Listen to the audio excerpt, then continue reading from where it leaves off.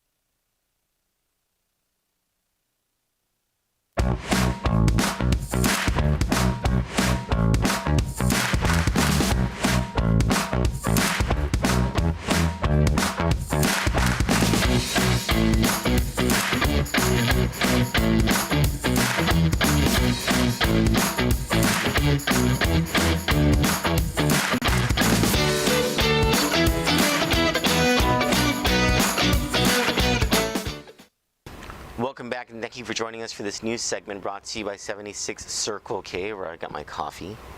And Zach Nirababu is our producer today. I brought you empanada. Oh, thank you. It's good. Do you hear how crispy that is? This is their leaderboard for today. Life's best teachers, heartbreak, failures, and empty pockets. I am living testament. Life sure has been a teacher to me. Heartbreaks, empty pockets. And what was the first one? What was that first one? Failures. Oh, yes, plenty failures. Let's bite into this. I don't know where 76 gets their empanada from, because it looks different from before and it feels crispier too. Let's try.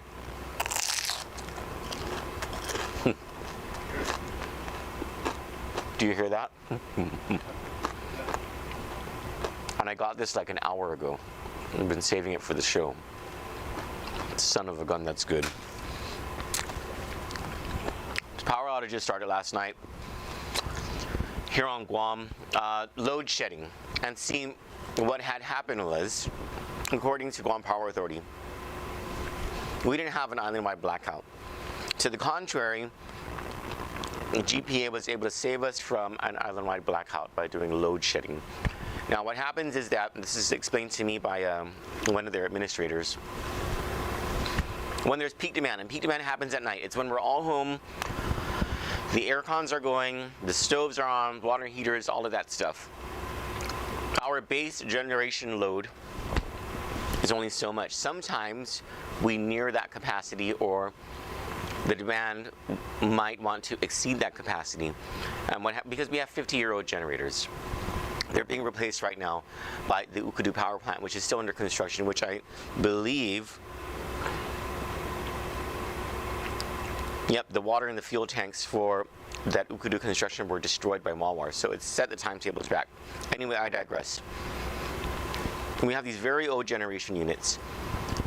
Sometimes they will go down, sometimes parts of them will go down. Sometimes they need to reduce its generation capacity so that it can produce power for other areas, so that it's not taking power away from like everybody else. And so we had a situation last night where there were a bunch of things happening within the power generation system that caused GPA to load shed. And so they released the schedule yesterday. Now, Power has been restored to most customers. I'm told by GPA we're waiting for a schedule of rotating outages for this morning, if there will be any, but we have not received that schedule yet. The latest update I got is that at 12 a.m. today, Cabras 2 tripped offline, triggering, I don't know what UFLS is, but UFLS 11 and 12. At 2:30 a.m., PD 8 went offline for requested repairs, and at 5 a.m. PD 8 came back online. At the 5 a.m. hour, several CTs, do you know what a CT is? Is that? No? Tripped due to system disturbance, but came online shortly after. At 6 a.m. this morning, PD 8 was cleared for 26 megawatt and generation and climbing, and at 7 a.m. today, PD 8 was cleared for 43.2 megawatts. At peak demand, I think we need like 200 some megawatts, and that's normally in the evening. We'll see how the rest of this morning goes. If your power is off, you might want to call the GPA line. I believe the number is 475-1472, 1473, or 1474, but don't quote me on that. As I've gotten older, my ability to remember numbers has sort of lagged. Anyway, so on to news happening in the CNMI. Yesterday, Judge Arthur Barcinas from Guam, he is the judge assigned to the criminal prosecution of former Governor Ralph Torres for, I believe, 12 charges of corruption-related cases or corruption-related crimes in the Commonwealth, dealing with his time as the governor. And so what happened was, here's some backstory to it. The Attorney General contracted a special prosecutor, somebody who has dealt with issues like this before, and brought in an attorney, former journalist named Jim Kingman. And he had a contract, and the contract was specific, and he also had a special license called something like a Pro Hack Vice license or something like that at the time of the contract. Since then, the Attorney General has deputized him as an Assistant Attorney General. However, for the purposes of the case against Ralph Torres, Jim Kingman is under a contract. And so, if you've ever met Jim Kingman, or if you know anything about Jim Kingman, you'll know that he's a pit bull. Once he grabs onto something, he is not letting go. The guy is an absolute anti-corruption crusader. He has been on this Torres case and is, for all intents and purposes, the champion of criminal justice against Ralph Torres right now. And among the things that he has done, has been able to successfully do, is enter new charges in the Torres case that are related to the same charges for which he was originally indicted. It appears like, and Judge Arthur Barcinas, in a ruling that happened yesterday, it appears that Mr. Kingman wants to expand the charges even further. He has found things. Now, the problem that the judge points out in a ruling that quashed a subpoena that Mr. Kingman issued back in May of this year, it was a subpoena for Ralph Torres' bank records over at his account or accounts at the Bank of Guam. And the judge came back and he said, no, Bank of Guam, you are not to respond to this subpoena. You are not to provide the bank records. Not based on a desire to kill Mr. Kingman's investigation per se, but because the judge, and he makes it pretty implicit in his ruling that quashes the subpoena. He basically says, if you want to charge Ralph Torres with more stuff, you got to show probable cause, and you got to bring that probable cause to the grand jury. Basically, you can't go on a fishing expedition for his bank records. So it's a little bit of a setback for the crusader, Mr. Kingman, in getting justice for the people of the CNMI. But what I'm wondering is, and we tried to get Attorney Peter Santos from Guam, you know, it's not like we can get Judge Barcinas on the line to talk about this. It's not something he can talk about. Mr. Kingman cannot go into too many details. He's in the middle of the prosecution.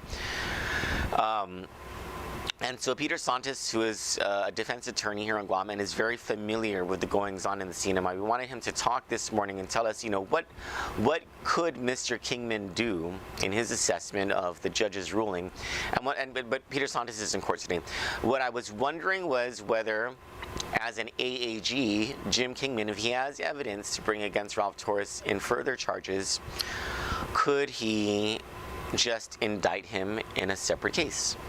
So you'd have two criminal cases against Ralph Torres at the same time. But the other reason that the Judge Barcinas, denied or quashed the subpoena was because Jim Kingman's contract was specific to the charges for which Ralph Torres was originally indicted. And so a little bit of setback for criminal justice in the Torres case, but one where Judge Barcinas reminds us, and Mr. Kingman even acknowledges, that there are rules to follow even in this prosecution. Zach, is the legislature in session right now, the Guam legislature? Zach Nearbabull on the producer's desk for us. Right now we have the Guam legislature in what is, I'm going to guess, is going to be a heated oversight hearing regarding the ability for Guam schools to reopen or inability for them to reopen. Let's just go ahead and take a listen and a look to what's going on right now at the Guam legislature. Can you make it louder?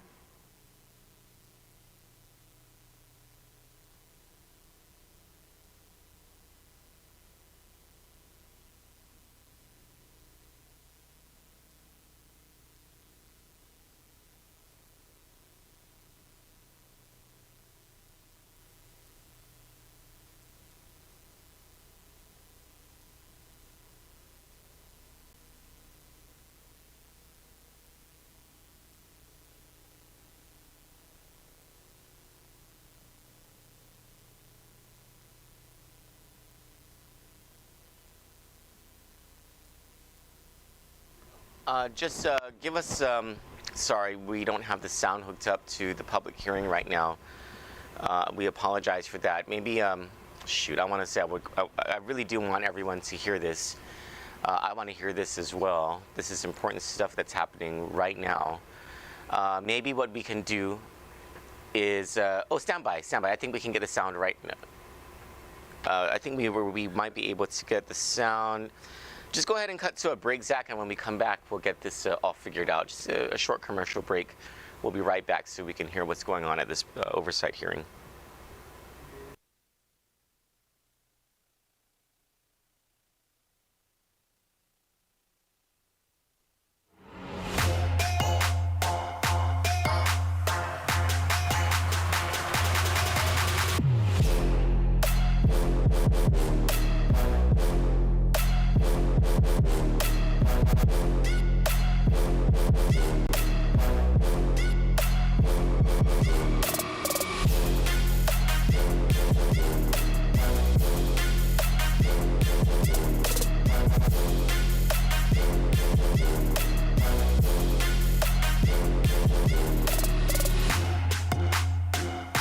I feel that this environment is for anybody that wants to try something new, whether it is CrossFit or powerlifting. We offer a safe space for someone who's never been athletically inclined to try something that they've never done before.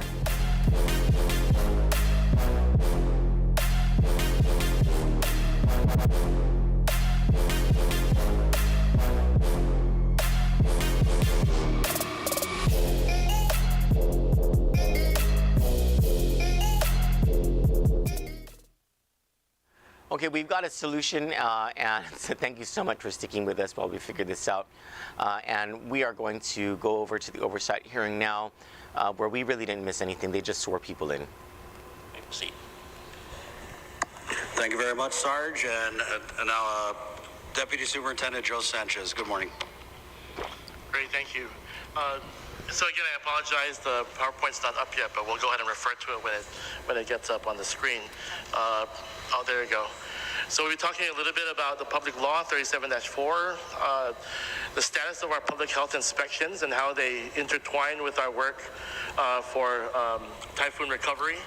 Then we'll talk about our determination of school readiness for in-person instruction. I think that's the one that most folks are looking forward to. And then lastly, present our contingency plans for closures, or what we call late starts. So really briefly, I think everyone in the room knows about our Public Law 37-4. It's relative to updating sanitation regulations to promote health and safety of Guam Department of Education public schools. And we just quoted that one sentence, that one statement, where it's Guam Department of Education public schools will come into full compliance by the start of school year 23-24. Now, I know this, not to belabor this point, but just to make sure that everyone's aware, this originally was a deadline of 24-25. So we actually had one more year to come into compliance. And then with this law, it changed it to make the compliance this school year. Now, although the law wasn't passed until a little later in the semester, these are some of the examples of the things that the Department of Education was doing even before the law came into place. One, we had a program with public health that dealt with school safety liaisons. This is where the school safety liaisons were actually trained and were taught how to utilize the checklist to conduct their inspections at their school sites. Basically our self-inspections. From January to April, all schools conducted their assessments and submitted them to Facilities and Maintenance and CIP office. April to now, the demerits and schoolwork were classified into 3 tiers. So this continues to be ongoing. We just received documents from the schools again, the most recent self-inspection, that's July 12th. And all this work is again classified into the 3 tiers. You've heard that ever since Dr. Wampat was here about how we have those different levels, and I'll talk briefly about them in the next slide. So damage assessment for schools post-typhoon, basically what happened, is we were able to do several assessments. One was the initial damage assessment, preliminary damage assessments that were submitted again to Central and the Division of Facilities and Maintenance and CIP. And we also added our school readiness reports. So we get schools to list down their facilities issues on a regular basis weekly, so we're able to track those. All of these data sources, we have a full team downtown. We're pulling everybody from all the different divisions, even folks from procurement, folks from curriculum and instructions, folks from personnel, health, and other places to help the schools kind of organize some of this work so that each school has a separate, almost like a project sheet or punch list that facilities and CIP have to work from. These are the tiers, and just excuse me if this is feels rushed, but this is information that we've provided, so we're just kind of assuming people are just kind of catching up. But these are the tiers that the work is divided into. Tier 1, and congratulations and thank you to all the schools for the work that they've been doing. These are everything that they can handle at their level. So if they have the materials and supplies, they can do it. They have the capacity. A lot of it has to do with cleaning. A lot of it has to do with, in the case of the typhoon, moving debris around. They were able to be provided with supplies and materials through an open PO, where they can actually get the materials that they need to do this work. Tier 2 adds the next level where it's either facilities and maintenance or other government agencies. So that's where the school can no longer do it by themselves, but they need assistance with central office or they need assistance from other government agencies, and we can give you an update on that work. Tier 3 is beyond the resources of either the school or even the government. So these are all actions that either we need a professional vendor or we need contractors, and really it's out of our hands at this point. You've seen this. This is just some of the examples of the top 10 major items that came out of the storm. Mold, gate entrances and fence lines, exterior doors, roofing, shutters, floor tiles, ceiling tiles, windows, interior doors, and debris throughout the campus. So I'm going to go ahead and go into the update for power and water. So here we're looking at schools have 82%, and we're only counting the schools that have full power. So if a school is reporting partial power, half power, intermittent power, when it goes on and off, we're not counting those. We're only counting schools that are fully up and running. So we're looking at 82%. Water, again, originally we only counted schools that had full water, full pressure. Now we're told that all schools have full pressure, so we're at 100%. Phones, still very low, only 16% have them working, and internet, only 17%. I'm sorry, 41%, 42%. I'm going to turn it over to Deputy Superintendent Erica Cruz, who's our point of contact when it comes to the public health inspections. Hi, my name is Erica Cruz, Acting Deputy Superintendent for Educational Support and Community Learning. I am the liaison for the Department of Education, working with public health. I meet with them on a weekly basis just to provide input on or get input on their status of their inspections of our schools. And so we have provided 10 schools. Originally, these 10 schools were listed as principals who wanted their schools to be inspected, but pre or post typhoon, this listing may change. So the first school that was inspected was Attica Elementary School, which received a D rating. Inarahan Elementary School, which received a C rating, which is passing.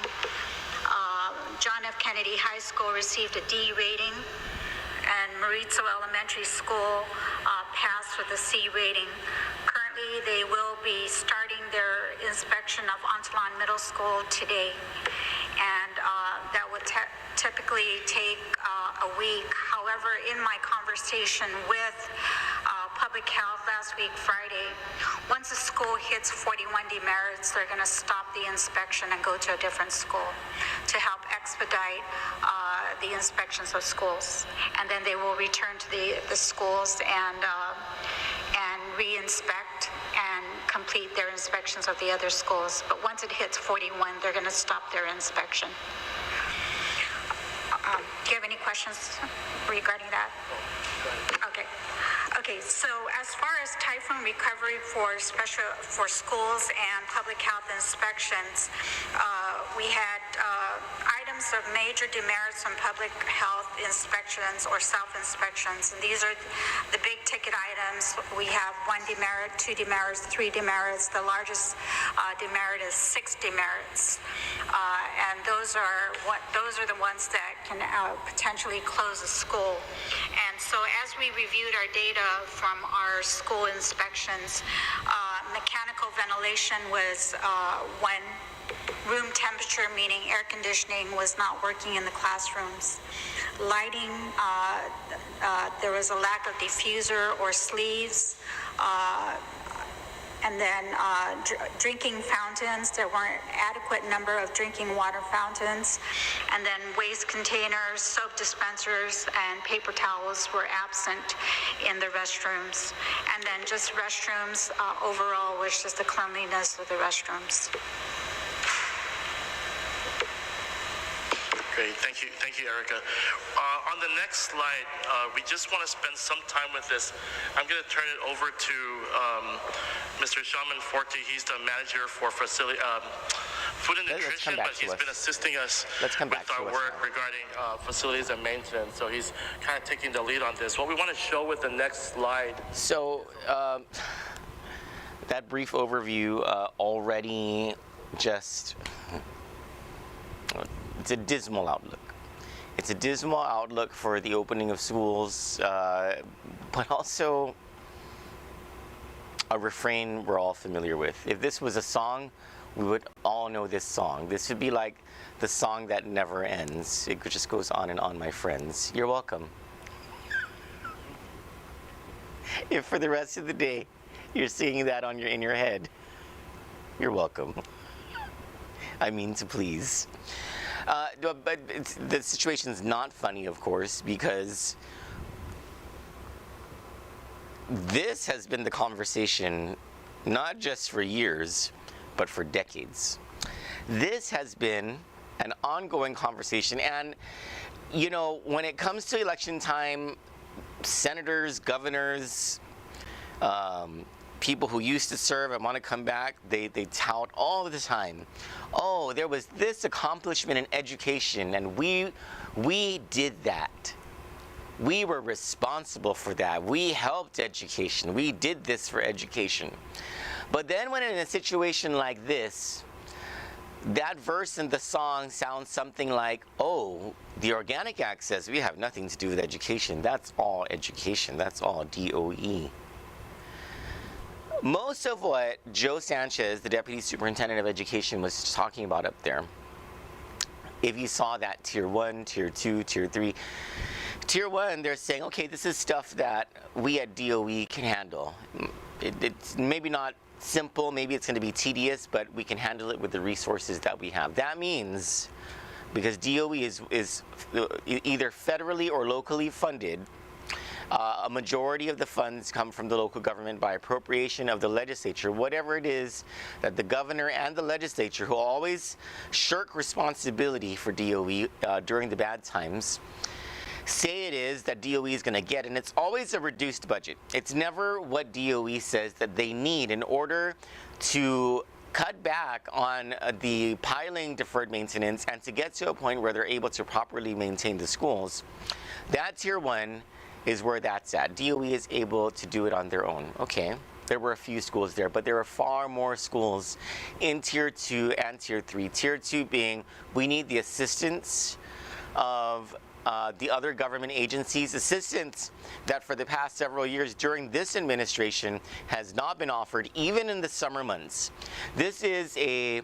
It was a tradition during all of the Camacho years and all of the Calvo years for governors to, at the very least, command their agency political hires, being their directors and their unclassified employees, all of Adelup. They would adopt schools during the summer and prepare those schools to be ready. None of that has happened in the 5 years of the Leon Guerrero administration. Not one single summer has been dedicated to that. And now DOE is saying we need the assistance of government agencies in order to repair these Tier 2 schools in order to get back to public health compliance, sanitation requirements. And then there's Tier 3.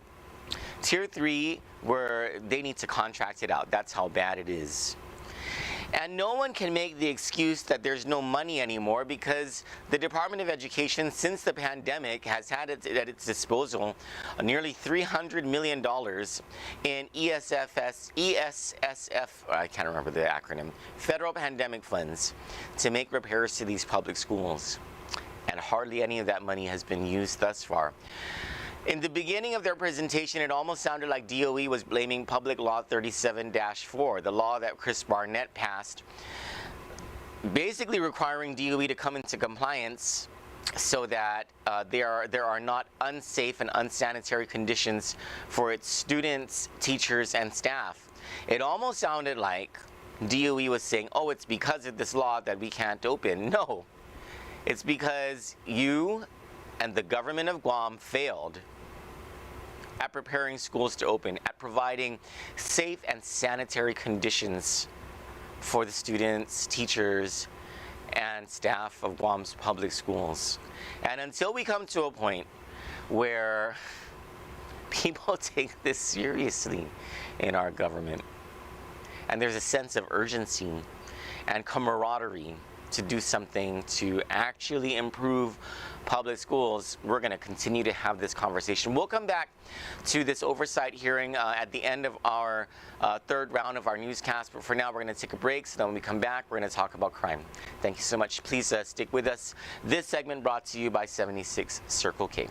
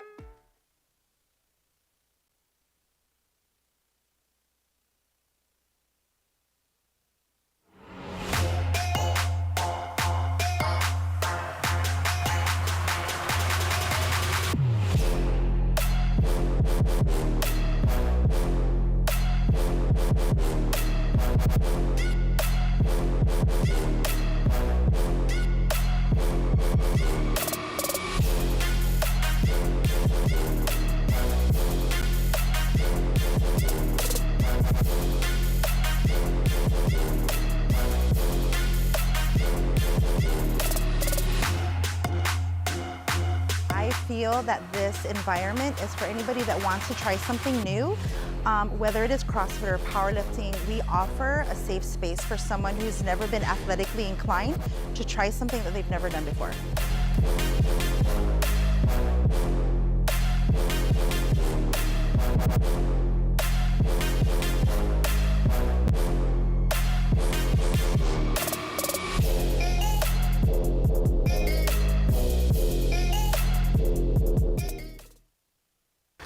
Welcome back to the show. This segment, the crime segment, brought to you by Winchell's. And by the way, I need to get, they have these sliders. Have you ever tried their sliders over at Winchell's? The not roast beef, prime rib sliders. Now, you might be tempted to like get the other stuff with it, to like load it up with whatever. Don't. Just get their sliders, and if they haven't added mayonnaise, just add mayonnaise, and that's all you need to add. It's so good. It's so good. And then I need to get a bottle of Rhoda Nancy to eat it with that. Anyway, fat boy talking. Let's get back to crime. On June 13, 2023, there was a man who went into the Home Depot, tried to walk out with $3,100 worth of stuff, including a Honda generator. He was stopped by one of the Home Depot people and allegedly pulled out a handgun. M9 Beretta, I think is what it was called in the magistrate's report.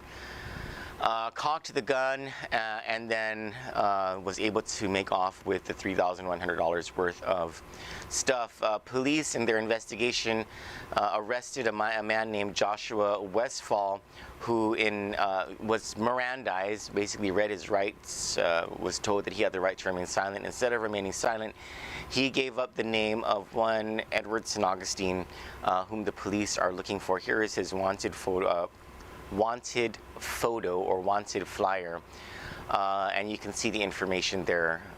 He is between 175 to 180 plus pounds. He's 5'6". He may be in the Route 28 Dededo area. Is that Waising Song? Is that what Route 28 is? I don't remember what Route 28 is. Or the Harmon area, or Nevermind Road, Dededo. He is possibly armed with a firearm. He's believed to be avoiding authorities and may flee once spotted. Do not approach him if you see him.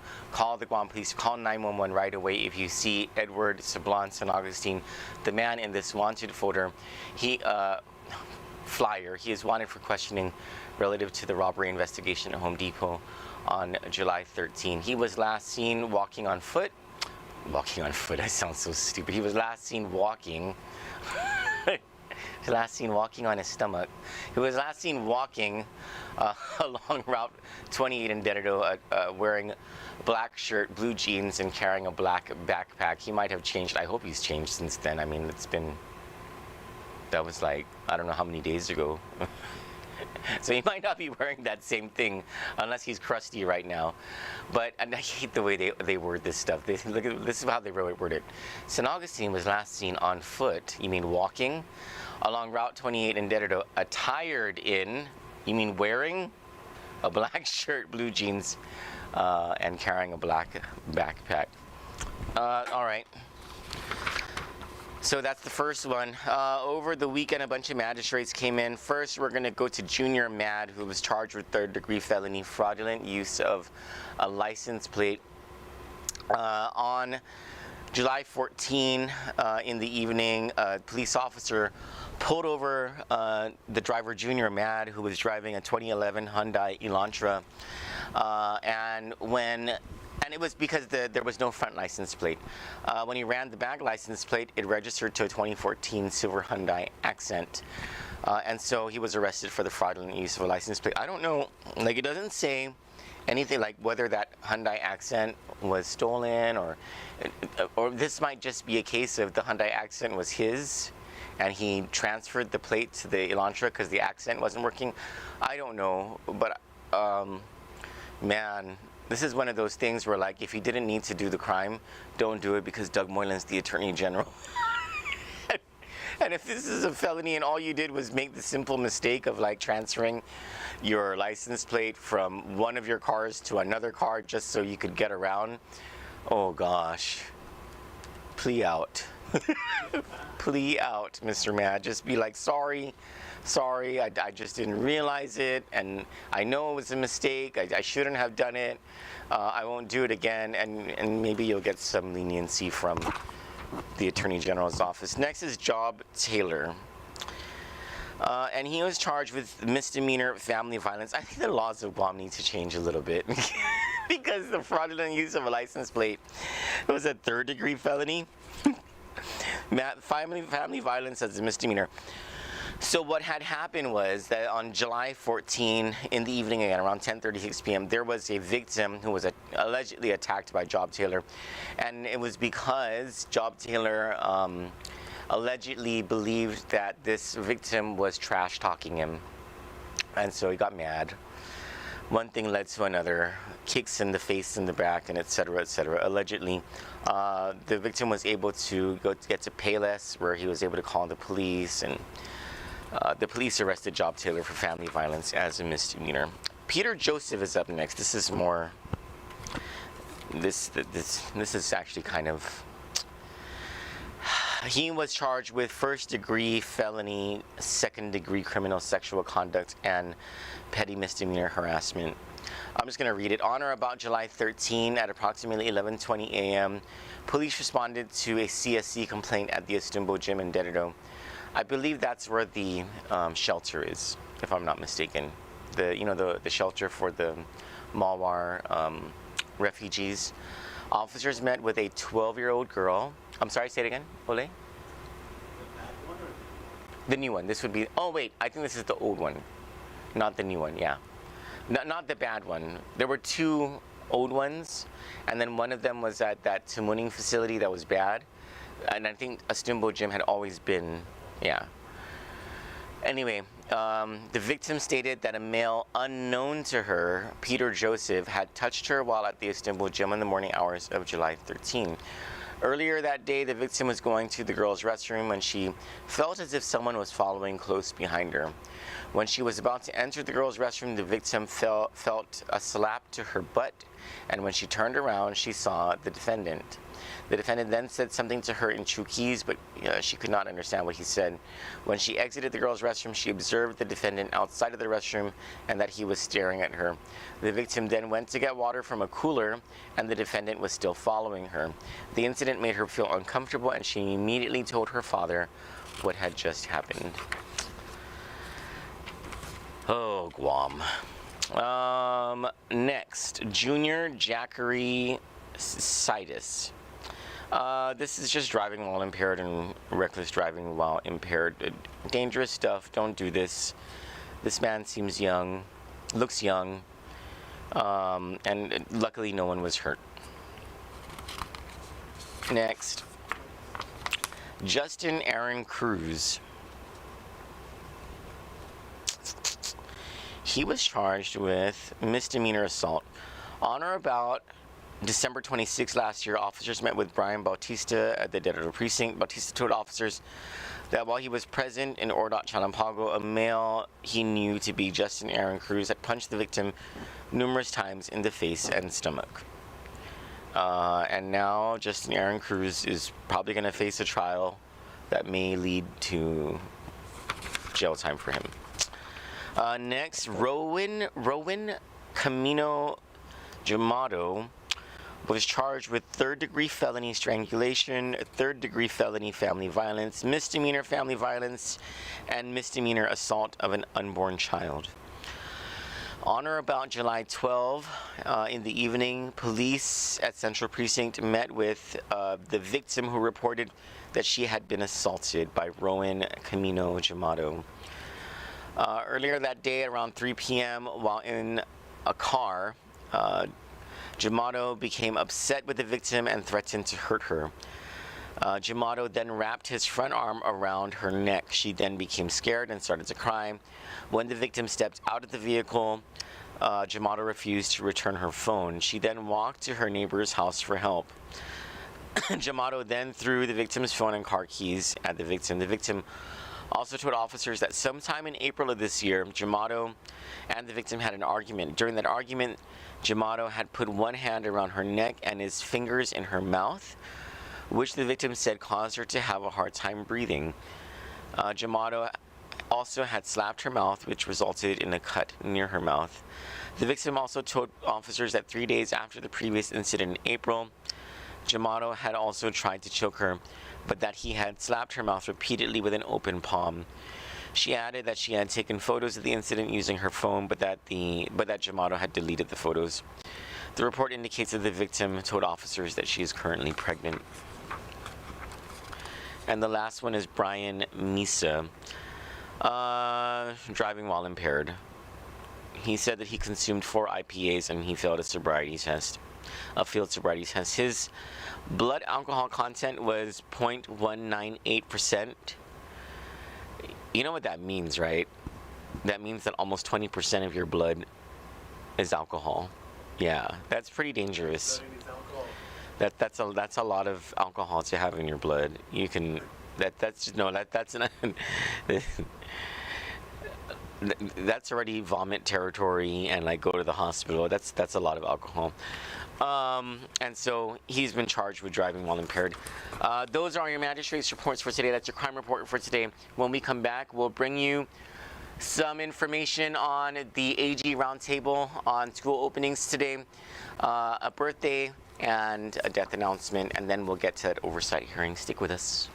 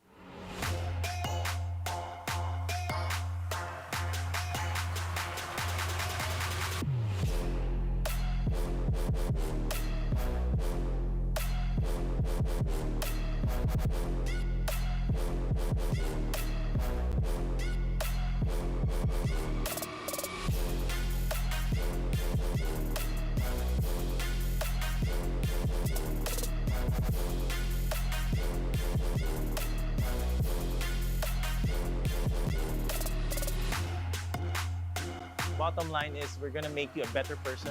You're gonna be healthier and fitter than you were before.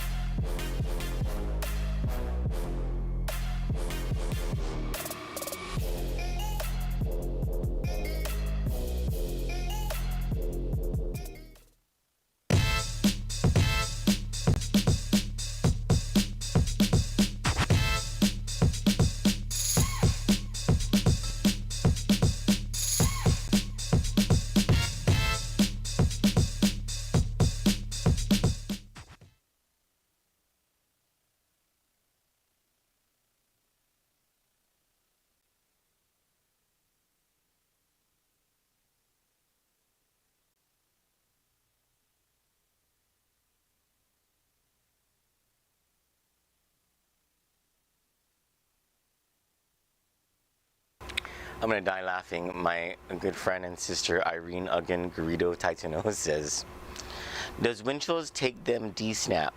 I would like to try them sliders, Nye."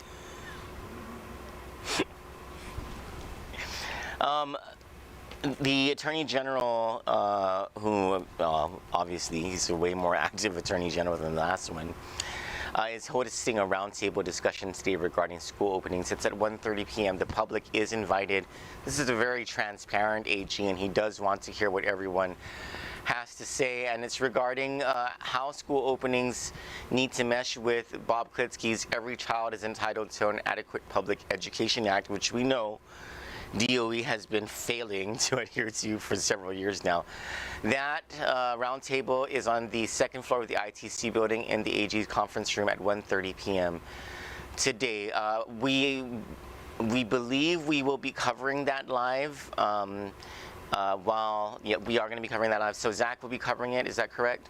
While Eric and I go to an interview that we have off campus that will lead to a big story tonight on Kandit. Stay tuned to a special report from us here on Kandit tonight, and it is regarding the military buildup.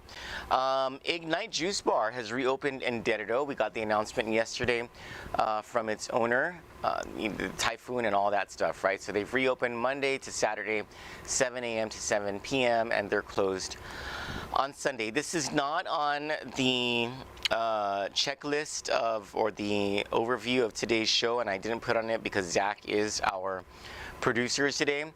But as we say happy birthday to people on a daily basis, we have to say happy birthday to Kandit's very own Isaac Nearbaugh Bull.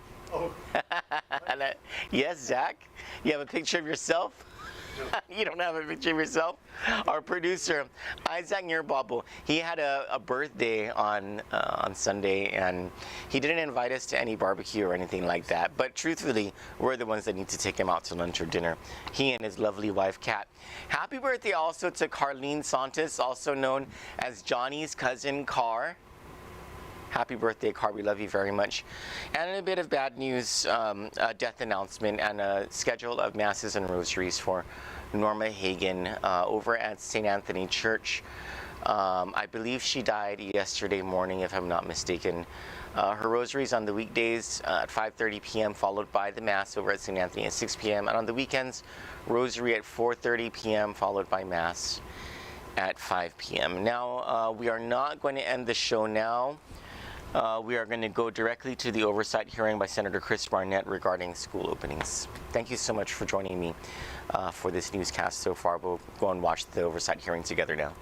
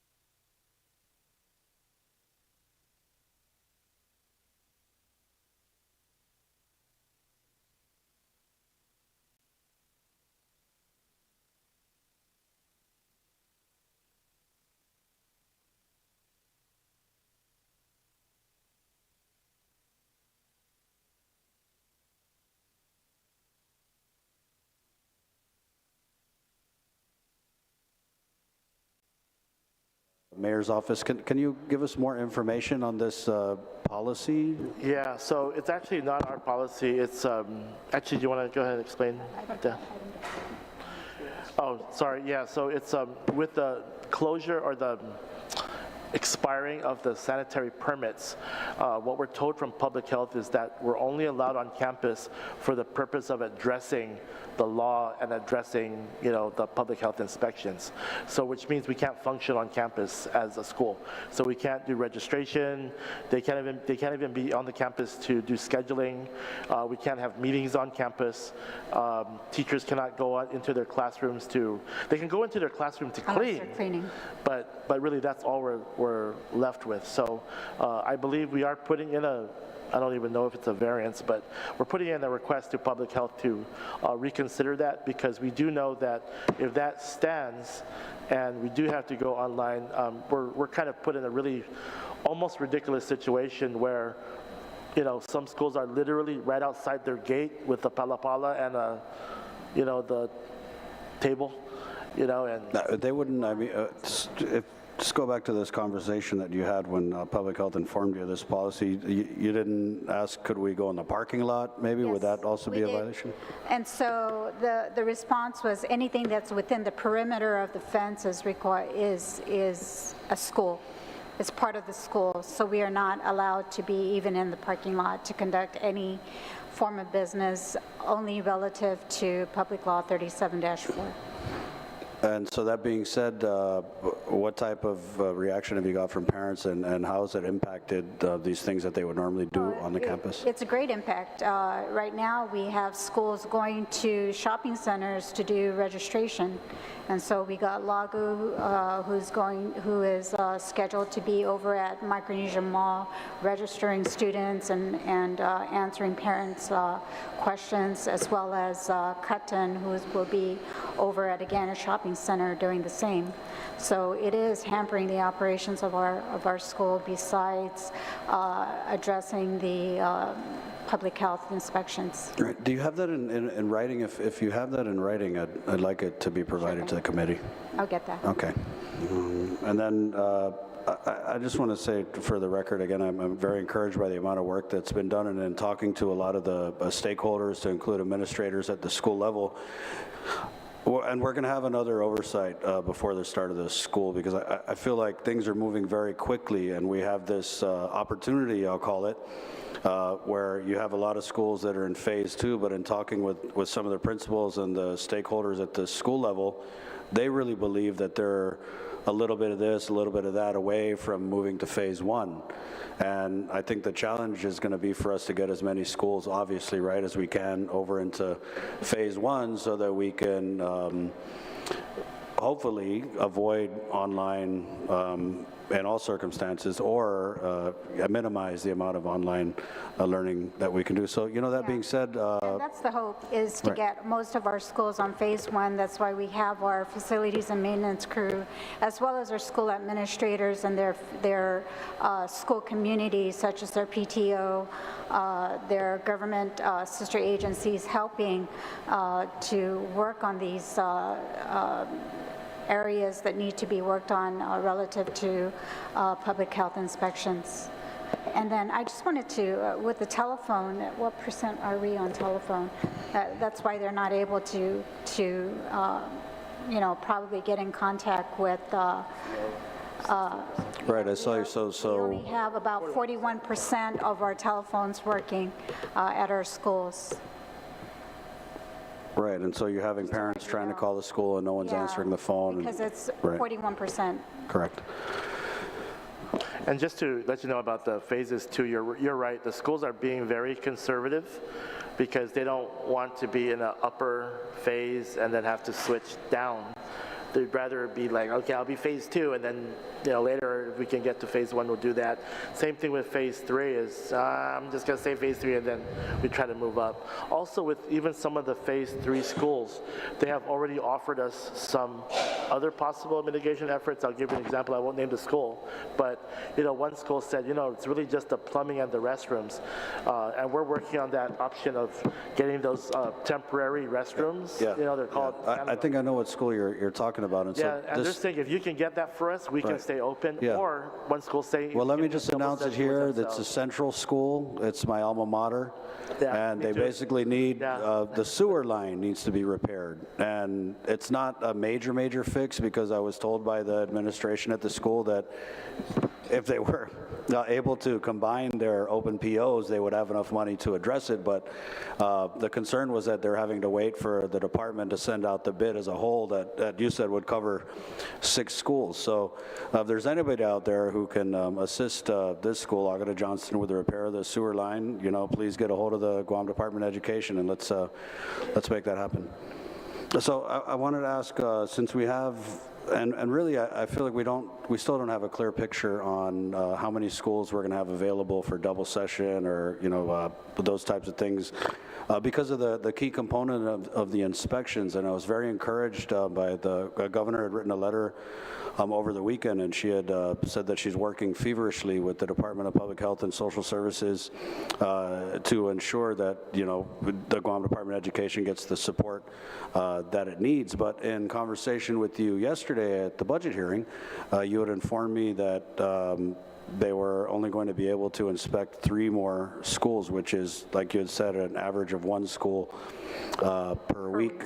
Given that new information came out from the Office of the Governor over the weekend, have you had any new conversation or new information to share about this feverish work that's happening? No, we have not. Okay, so we'll be sure to follow up on that, but that is key. So you guys have done, and I want to commend you again, because you guys have done the hard work of tiering these schools and making sure that we can have as many open and operational by the start of the school year, and it is being hampered by these shortages, right? But you're continuing to do the work. Okay. And so I think when we come back in a couple weeks, we'll definitely have a clear picture about which schools, and hopefully these inspections will be able to ramp up. The variances will be addressed. I'll write some letters, and again, I just got to commend you guys for doing that hard work, right? And I know that a lot of people are worried about online, and let's just talk about that, because it was on the front page of one of the papers this morning that online seems unavoidable. Could you please elaborate on that? Yeah, I would say it's purely logistics. If you don't have a school that's allowed to even function as a school, right now at this point, the only other option, well, I guess the other option is just opening late, as in pushing everything back. I mean, we've all been in school, during previous typhoons where the school system doesn't open for weeks or even months, right? But I think we're a different generation now. Like, for example, I don't think people will accept, oh, just don't open the schools for 2 months. I mean, there are some students who could go online. The students who don't do well online still can go on a little bit. So I think there's a public expectation that you do something. You're not going to close for 2 months and not do anything, right? So really, that burden is on us to say, okay, if we can't open physically, what are our other options? Now we are looking at, I know you mentioned to us yesterday, alternate sites. So we are looking at some potential alternate sites. We did check some of the Catholic schools a few months ago, but we're going to do that again. We know that there was one charter school that closed down a couple of months ago or years ago, so we're going to check those schools. But again, even if those schools were to come up and running, those would only be 3 campuses that we could possibly use.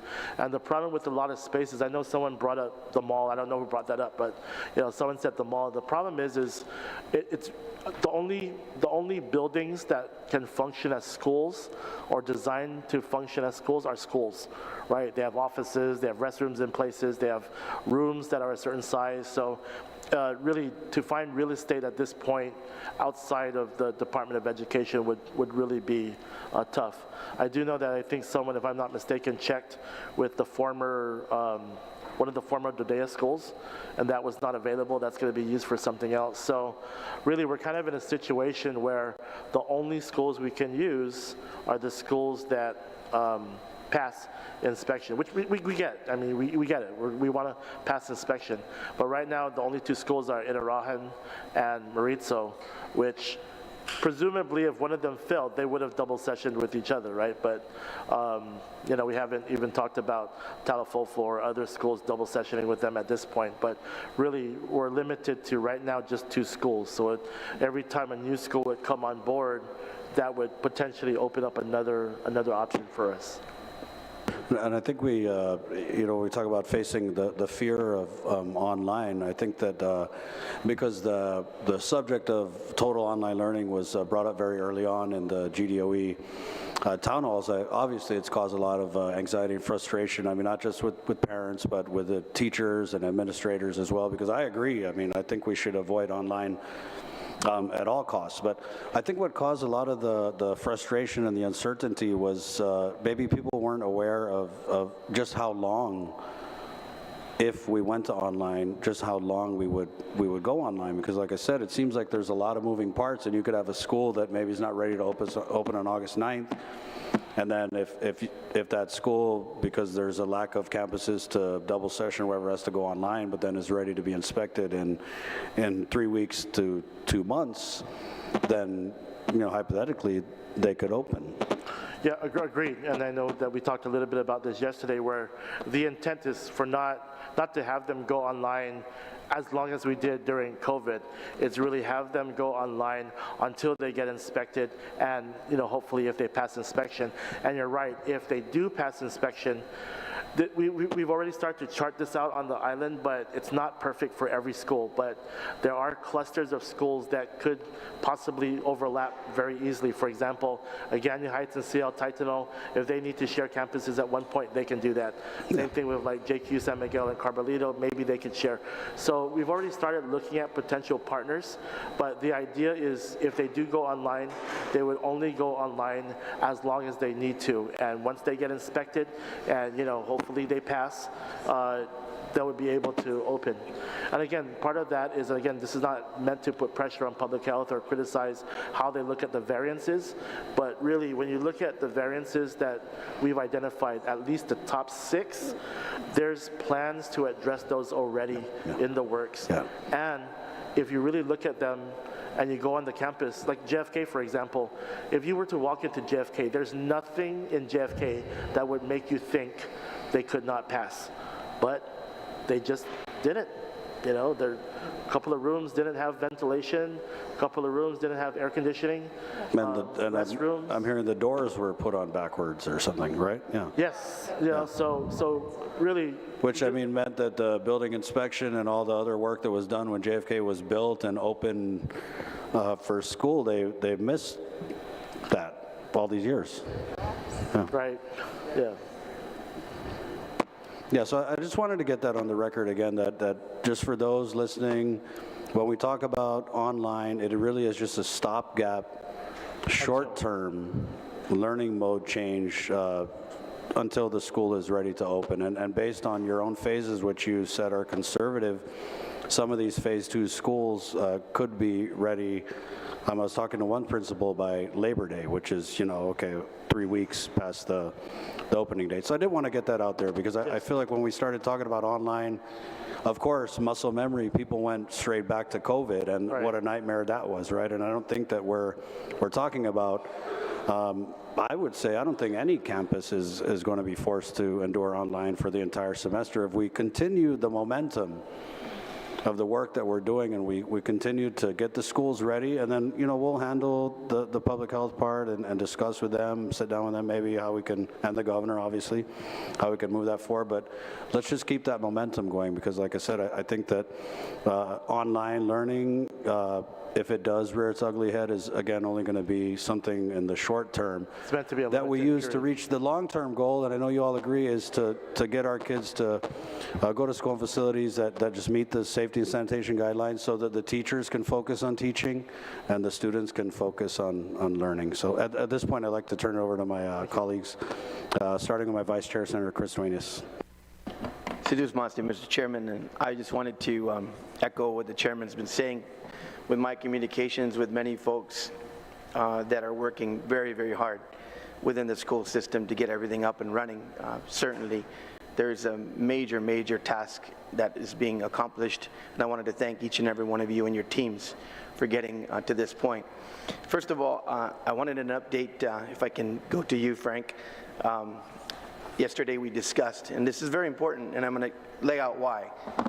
If you look at the Tier 1 and Tier 2 schools, and particularly what is one of the biggest impediments from a Tier 2 going to Tier 1, 5 of the items listed here are things that can be accomplished by making sure that that $20 million is immediately available so that these things can be done. Just to go over it once again: mold, gate and entrance, exterior doors, interior debris throughout the campus. All of these, and 3 of these items, I want to make sure that everybody understands, 3 of these items actually are reimbursable, meaning that FEMA's calling on these things to be the priority, meaning that that $20 million that we're going to spend of our local funds is not going to take away from the $20 million available because it's going to be reimbursed to the government of Guam. So I cannot overemphasize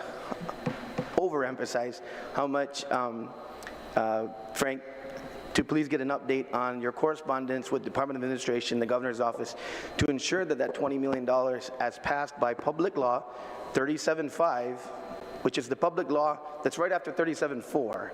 So we wanted to make sure you had monetary resources too to accomplish the mission that we put out in order to be able to happen. So Frank, can you update us on that, please? Sure. Thank you, Senator. So just to give a background of what occurred and how we went about the approach and access to the $20 million, on June 12, 2023, our then acting superintendent, Dr. Judy Wampat, did send a formal request to draw on the $20 million for 3 specific items.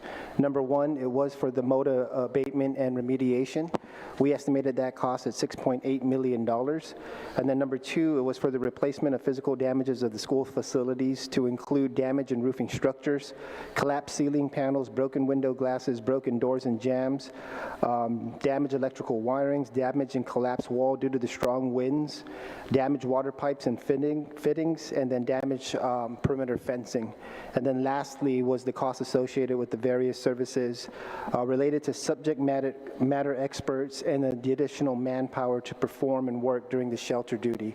So a couple critical things there, as you just mentioned, is one was having the access to the local funds to get access to FEMA reimbursable funds, which is why we immediately went in and sought the funds necessary to get our payment to the schools for the support, not only for the manpower during the storm, but for the immediate damage assessment needs that we were already seeing coming down to Central. And then secondly was to free up that extra additional fundings necessary, understanding the nature of and the timing of where we're at in terms of school readiness and opening. So currently we are going to make a follow-up. I'm sitting right next to our superintendent now. I do have on the record another documentation that will be submitted to get access to the $20 million. I want to be abundantly clear that when we passed a recent law to give the executive branch the ability to use $50 million in authorized funding, none of that, nowhere in that public law was it listed that this would be inclusive or exclusive of the $20 million that we passed into law. So that $50 million should be able to be used to accomplish that $20 million that's required, and that can help you fast track everything and the hard work that you're doing right now. And I cannot overemphasize once again, all reimbursable, coming back to the government of Guam. So we can use money that's been allocated for that reason to do it. Secondly, in a roundtable after the typhoon, I mentioned and we discussed, because we knew at the time the Simon Sanchez principal had indicated that that school was massively devastated by the storm, and of course that came to fruition. I asked a question about Teadsden High, and I see that Teadsden High is a Tier 1 school. And I was told by the principal at the time during that roundtable, we can go back to the tape, that there are 9 buildings that are currently unoccupied, not being used. I want to get on the record whether or not that remains to be true. And I'm sure the superintendent's had an opportunity to review which schools are under leaseback. This is a leaseback school, which is completely funded and is independent. So they should be able to handle their own procurement issues or whatever else it is to ensure that that school is operational. So can we? I can answer. The whole campus is being utilized. Okay. So, yeah, there aren't 9 buildings that are not being used. The whole campus is being utilized.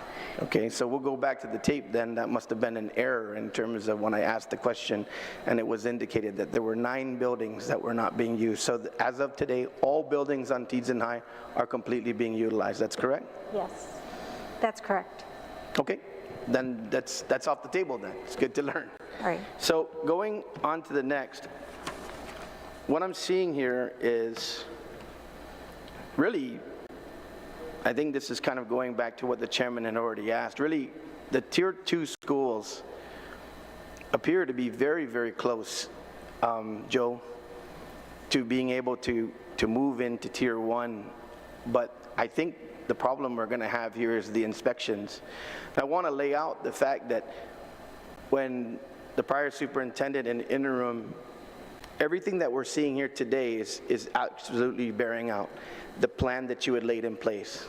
All the tiers, all the work that was being done, everything that was being put together in terms of how to accomplish this goal as you're moving forward. So I guess the follow-on to that would be, from the inspections that you had, of your self-inspections going back, could you, maybe in the next week or so, can you give us kind of an overview of what the Tier 2 schools look like based on your self-assessments? Because that was also what the former superintendent indicated to us, that the hard part of the work that would be done, along with the work that was being accomplished to get the schools up, would be the schools having their own self-inspections to kind of know what's going to happen if public health were to show up. And I think, you know, Sean indicated it too. I mean, so many things that are moving now can fast track, and once again, that 20 million can get those supplies there to these schools. So I would put this ask out to you, Joe. Can you at least take us with the Tier 2 schools on self-inspection a week from now on what your assessment would be if public health were to show up? Yeah, so actually we do have the self-inspections that were just submitted sometime last week. We're putting them into a spreadsheet. One is to get their total number of demerits, right? Because you always start off with the kind of the overarching piece of data. And then we're looking at, in particular, the 6 main items. Right now, it's the 1-point items. Yeah, they're hard to deal with, but you know, they add up a lot, but they also kind of subtract very little. So we're really looking at the top items that are 6 points or 4 points, and the 6-point items are the ones that we mentioned there. So we're really trying to identify those first to see what can be addressed. And you know, to be honest, sometimes those ones are just knucklehead ones that we're really telling the schools, please do your best to take care of the Tier 1 stuff. Like, for example,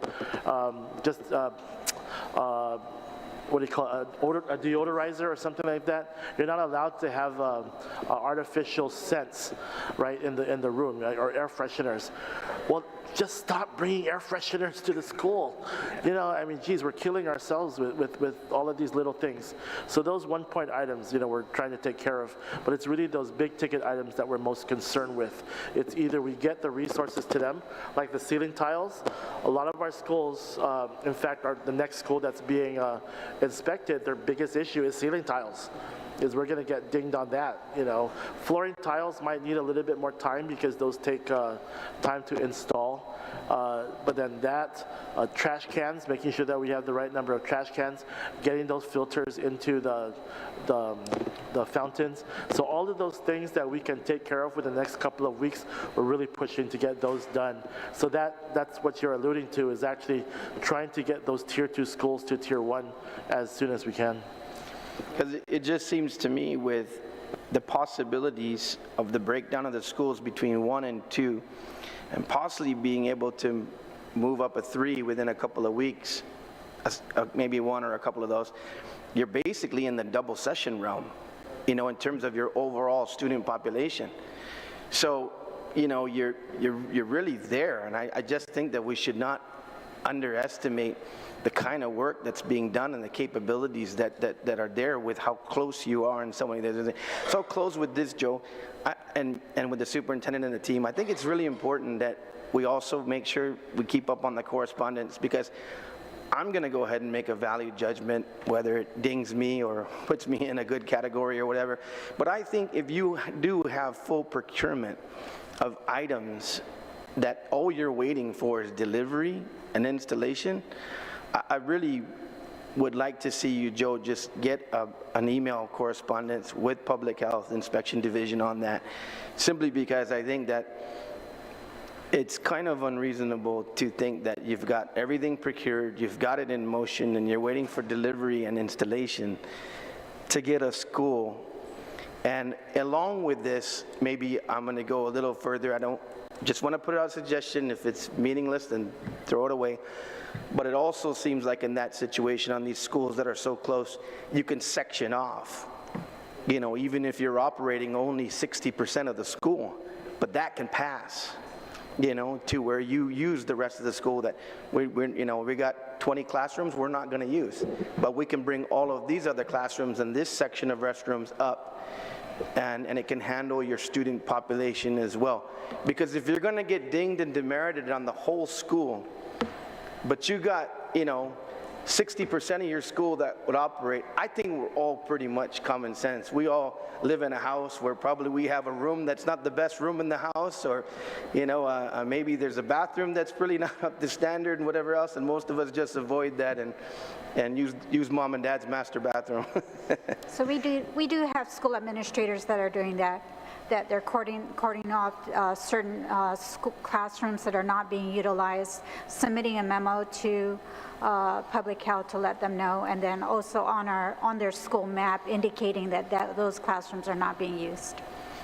Thank you, Erica. And I just think the correspondence really will kind of show a maintenance of effort, you know what I mean, between the two organizations, because I can't imagine how demoralizing it must be, you know, Sean and your team and all the folks here, to be in a school working 10, 12 hours a day, bringing your own supplies, you know, probably bringing in your own toolbox and everything else, and if you can change a lock, you're changing a lock or doing what you can, you know, only to have an entire campus be shut down based on demerits that, you know, 60–70% of the classrooms and the cafeteria has been taken care of, and other things are set, and you know, you're basically, your entire team's just being deflated and let down because of the fact that you got things on order that's going to demerit you. You have a situation whereby you have so many operational classrooms. I'm very disappointed with this, you know, locking the schools off campus. I think that's a little bit much. You got to have rooms and other locations, your cafeterias and like, where you can do registration and take care of parents and not make them use gas and go wait and try to meet somebody at a shopping center and the like. I mean, I'm a business guy. If I had a hot dog stand, I'd be happy because I'd have 1,000 people walking past and my sales would probably go up. But that's just wrong. It's wrong to inconvenience, you know, everybody's still recovering from the typhoon and the like, and don't turn away, you know, parents and children from the schools that are coming that are trying to, you know, register or move their children, for God's sake. You know, if they're coming there to move their children, they're taking ownership, right? Okay, my school's not going to open, I'm going to do something. And to tell them that they have to, you know, be outside the gate and the like, I'm very disappointed with that, and I want to put that on the record and make one suggestion once again. Superintendent said we're all one team. Well, you know, we have a beautiful University of Guam, and they have a wonderful field house, and we hold so many events there. We even hold elections there sometimes for FSM and the like, where thousands of people can come and do that. If we're going to do this to where we're going to make parents and children be inconvenienced trying to register for school or deregister for school so they can do something, let's ask the UOG faculty and staff if they'd be courteous enough to let us use the field house so that all the schools can be represented with their own booths there and the like, and they can put their management teams there, and people can go up there and not be removed of their dignity, you know, to probably take time off of work and lose money or different things just to have to go to a school and to fight to get in to try to take care of their children. I'm sorry, I know I've probably abused my time on this, but that really irritates me. You know, we should be more customer service oriented. We should be more accommodating, you know, to these parents that are suffering too, thinking how their kids are going to go to school. And it's unconscionable that you would say, well, this is good enough for our people to go in and work. It's good enough for our teachers to go in and clean, and people that want to help them, but it's not good enough to accommodate our parents and our children. Unacceptable. Thank you, Mr. Chairman. Thank you, Vice. Speaker Teresa Lai. Thank you very much, Mr. Chair. Thank you for your presentation this morning and for all the work that all of you have been doing. Congratulations to Maritza Martyrs. That's awesome. And of course, in Alahan, and I'm sure that was done with the cooperation of a lot of parents and a lot of heart and a lot of hard work, and that all of you are aiming for the same. And we recognize that. So don't think we don't recognize how hard you are working. I'd like to ask Are we still operating under emergency procurement for anything, for everything? So my understanding is we haven't exercised the option to go under the declaration of an emergency for any of our procurements. A lot of our procurements pre-typhoon were already in the workflow and requisition flow. So it's a matter of executing those. And then in terms of some of the emergency responses, we've been primarily, as Mr. Anderson said, working under the DLAN and getting a lot of the support services supported by Homeland Security. All right, so if it goes under DLAN, that's because of typhoon related? Correct. Are you saying you're doing also self-emergency declaration? We haven't exercised that option currently. Have not? Not yet. Not that I'm aware of in passing in the last superintendent. Joe, are you aware of? No, yeah. Okay. So about those DLAN requests, you said, I thought I heard you say yesterday, so the money was recalled, the 20 million was recalled, and that you now are required to send your requests up there to Civil Defense, trying to use the 20 million, right? But I thought I heard you say that none was approved yet, but today you gave a list of what you've sent requests for? No, so required not, advised possibly. I mean, advised is probably the more accurate terminology. When we, again, back in June 12, when we did our original submission for access to the $20 million, we got a response, and our superintendent, who's not here to fill the question, she got a call and she was notifying us that we're going to have to take a different route for access to the funds. I think it's within the same month we were on the EFSC Council, and you're familiar with the Education Advisory Council, which was also then, again, reiterated that the funds have been pulled for emergency purposes to support the government as a whole. So during that discussion, in my meeting with the superintendent, we were advised to get the same level of support to go through this process with the DLAN. To date, we haven't, from the items that we received, those are still, my understanding is still current in the process. And I believe the closest one to completion, or at least the assessment's been complete, is the mold remediation.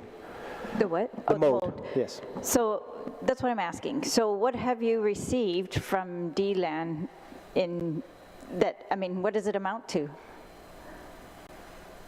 Mold mitigation? So far, that's what I know. So far, that's what I know is one of the earlier requests tied to the original funding that we were looking for. I know DLAN has provided other support directly to GDOE. They've provided some. Right, yeah, I heard that, yeah, like the guard debris removal. Yes. All right, but the purposes for the 20 million that you had assigned are not being addressed. They're just not being addressed, or you're addressing them another way? So for the purposes that we went through the DLAN. For the purposes of the other remaining items, we are still looking for funding solutions. Can you send us a list? Yes, I will. Thank you.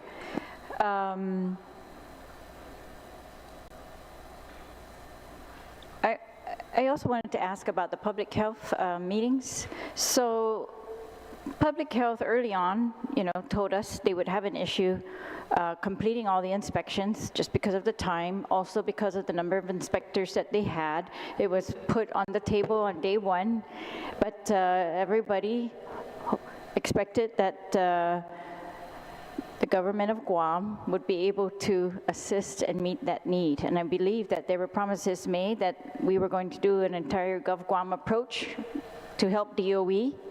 And I want to know, since February, when those meetings took place about the Gov Guam, helping DOE, and then since April 1, since the law was passed, implementing the rules immediately, or for the upcoming fiscal school year, the new rules, what has public health's response been? Has it changed? Are you still expecting government of Guam help? Well, when we met with the Lieutenant Governor and then Acting Superintendent Judith Wanpat, along with the Director of Public Health and Tom Nadeau, who's the Administrative DEH, we had talked about the possibility of utilizing inspectors from EPA and the help of the Guam National Guard. But since then, they have not been able to get any of additional inspectors to assist them in their inspection. I know public health has, even before that law was passed, been trying very hard through DOA to get them to address their hiring and to hire additional inspectors for not just DOE, but for all of the inspections that they have to do around the island. So that's unfortunate to hear that has not progressed. Can I ask who you're working with in the DOE side, just the kind of coordinator? I mean, sorry, on the public health side? Mainly Okay. Tom Nadeau. All right, so what about their inspection time? Have they given you any new estimates? Yes, so Antolon should start today.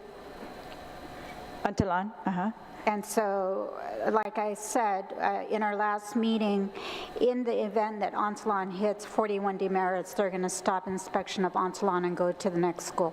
All right, I mean, but as to the schedule to try to get the 14 schools inspected, what is their newest timeline that they give you on that? Typically, they take about 7 days to complete inspection as well as complete their report. And so when you look at 7 days per school, you're looking at in the next 3 weeks, 3 schools, right? Right. And so... So they haven't changed that estimate at all in all the meetings that you've had every week? Well, the only change is that once a school hits 41 demerits, they're going to stop inspection. And move on. And move on to a different school. All right, and with your... What about the variances? Have they given you in your weekly meetings, any response as to the variances or a timeline when to expect responses as to the variances? Well, they're overwhelmed with the variances. We've submitted over 120 variances. 7 were approved, 30 were returned back to the schools for more detail. And so that's where we're at as far as variances are concerned. So we have not been denied any of our variances. They've been returned to request for more information relative to the variance that the school administrators are requesting for. All right, good. And they said they would work with you with the variances. So you've got about 60 more. Did they give you a timeline when they expect to be able to get through those? Honestly, no. That 120 is a lot. They have a team of, I think, only 7 people in the DEH department, and so they're inspecting as well as reviewing the variances. So obviously, they're overwhelmed with just school inspections. All right.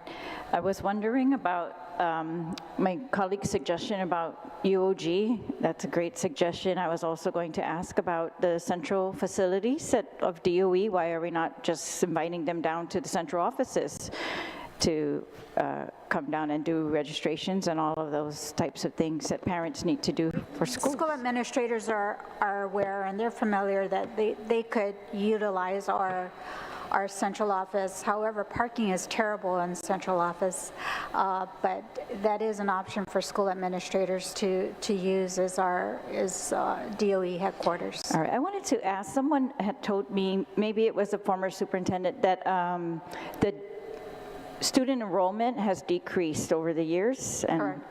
And have you looked at consolidating schools, for example, elementary schools, and then using one of those for one of these other schools that needs double session or won't be able to open? Not at this time, ma'am. I know within the last 3 years our population has been about 25,000, but prior to that it started off when I was a deputy superintendent at 30,000. That was back in 2012, and has gone down to 25,000 in the last three years. However, we have maximized teachers in the classrooms, school administrators. I've worked with school administrators on maximizing so that they're not hiring more teachers than they need. You mean the teachers are at their maximum classroom size?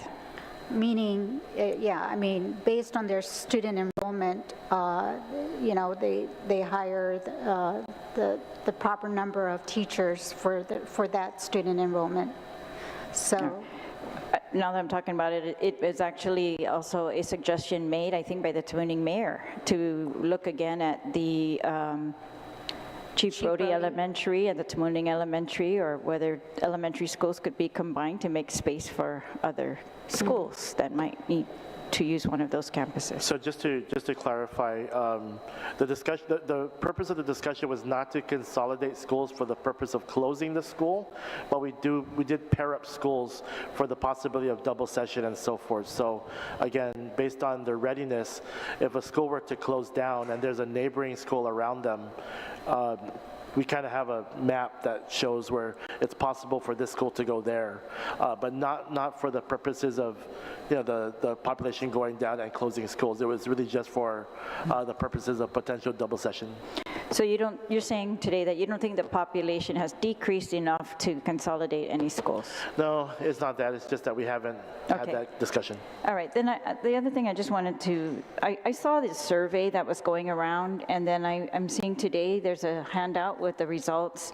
Some of the questions to me, you know, I find them troublesome.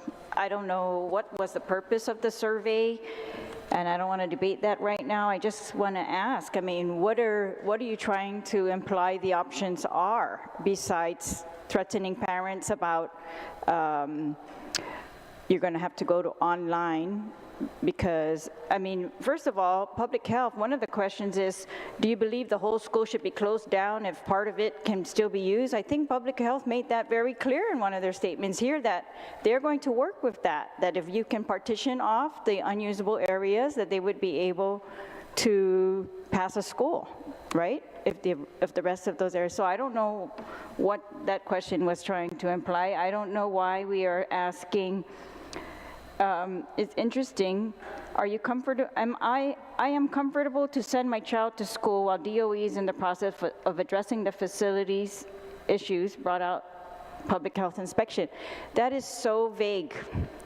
Are you saying parents are going to say, yes, send my kids to school while you're addressing facility issues, but facilities that are not even meeting basic public health requirements? That's really I just want to say, and then there's a lot of talk that I've heard about, let's repeal the law. That will save DOE. That will help the students. Really? Because repealing the law only means you're not going to implement the new sanitary guidelines. That's all it did, was activate new sanitary guidelines that have been waiting for 5 years to be implemented, and that are implemented in other areas. We put that on hold. But I really wonder if, at the results we're seeing, if the schools would have met the old sanitary guidelines at this pace, right? And so I just don't want to mislead the parents. Like, we're going to invite children into schools that, if we repealed that law, that cannot even meet basic sanitary guidelines. I wish you would just wipe that notion off of your press releases, your surveys, or anything, because I just don't think that will ever be acceptable. Even all of us, we do not want double sessions. We want schools to operate. We're trying to do everything we can to get that to happen.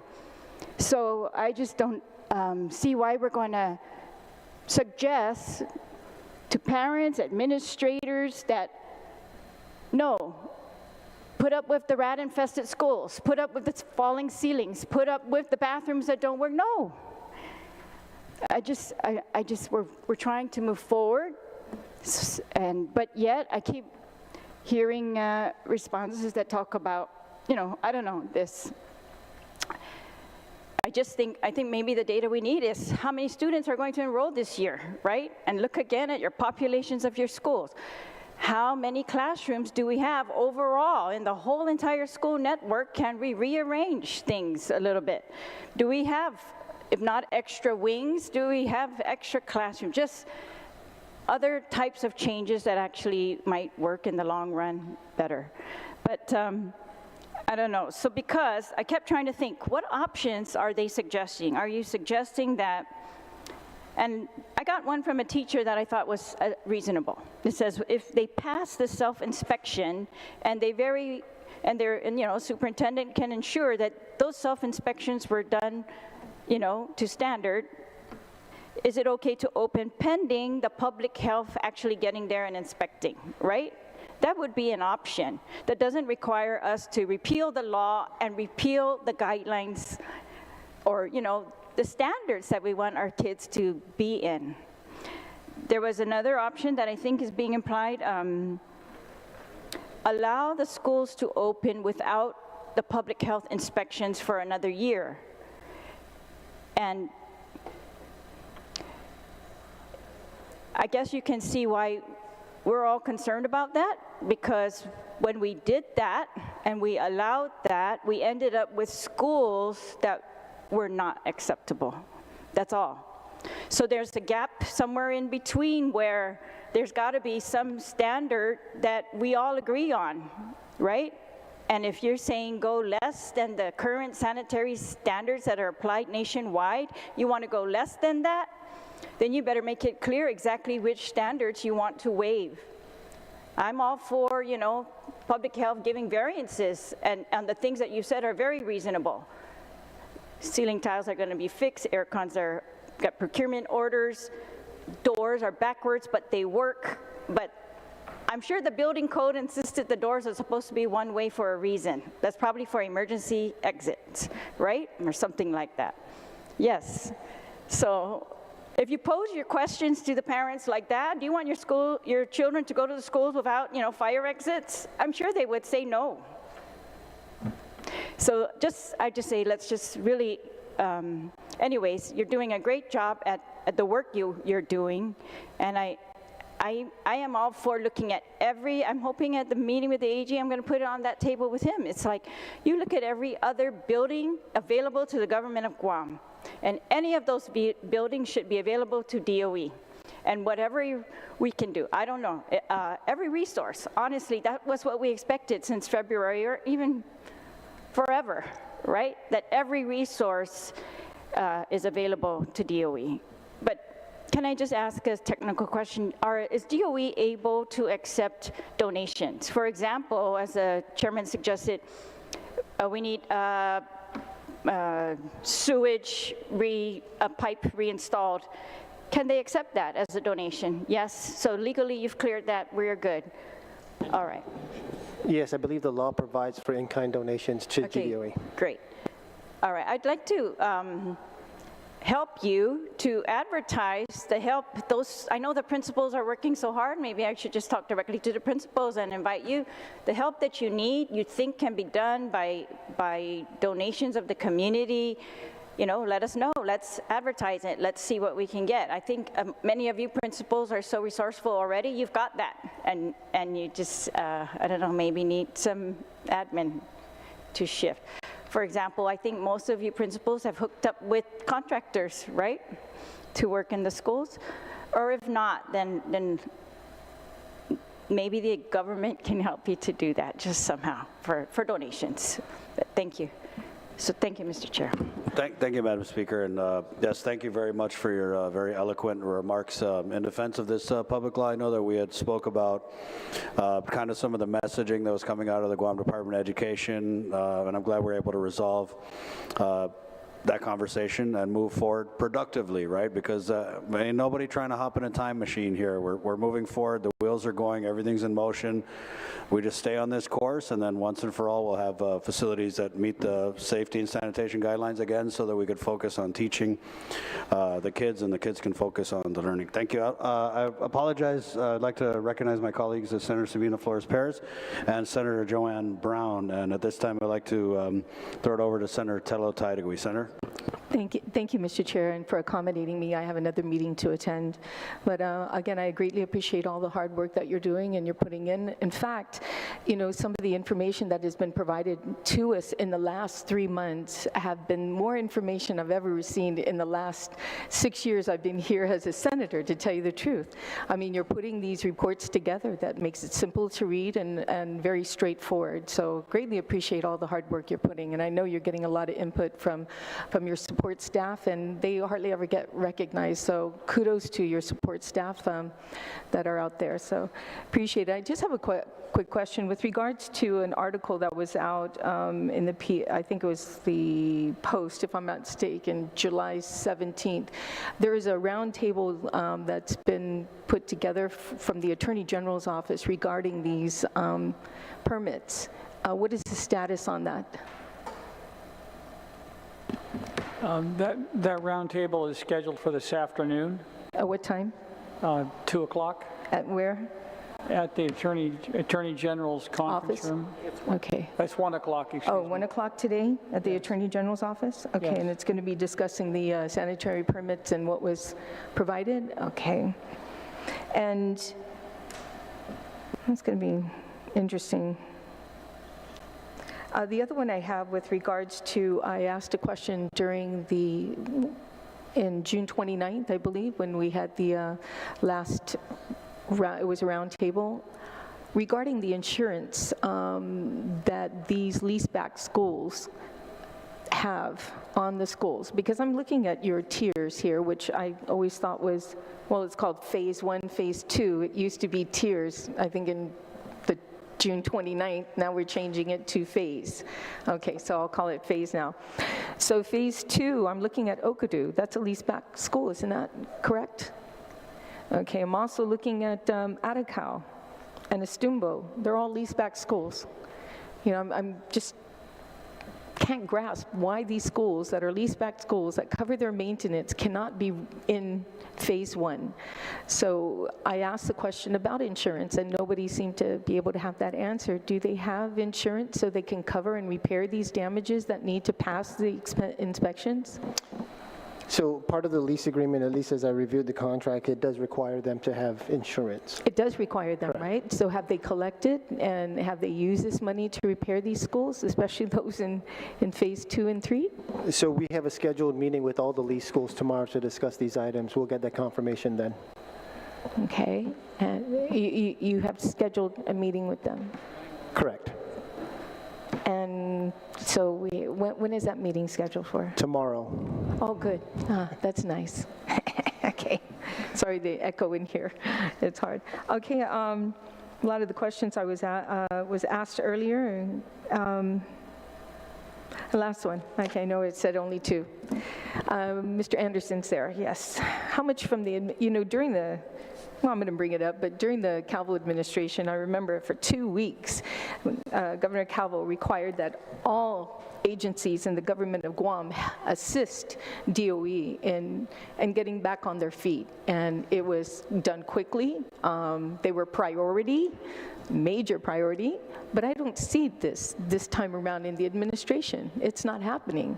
So how much are they willing to assist DOE to cover these imperfections in our school, to pass inspections? Senator, thank you for the question. As I mentioned in my brief about the debris task force, that's comprised of several different government agencies. You have Guam EPA on there, you have the Port Authority of Guam with Dominic Muña.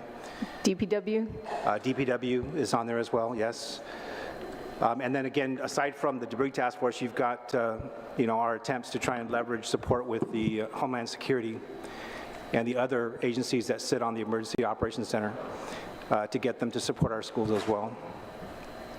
But I'm sure they can do a whole lot more or give you some assistance to meet the, August 9th deadline for school opening. Have they Are you having any issues with them, complying or saying, okay, we're going to do this tomorrow, and they don't show up tomorrow? Things like that. Are you having problems like that? No, I think what I'm noticing in terms of the operations tempo, I think for the other agencies, is that they're just inundated with the work that they're trying to accomplish for Typhoon Mawar type of activity.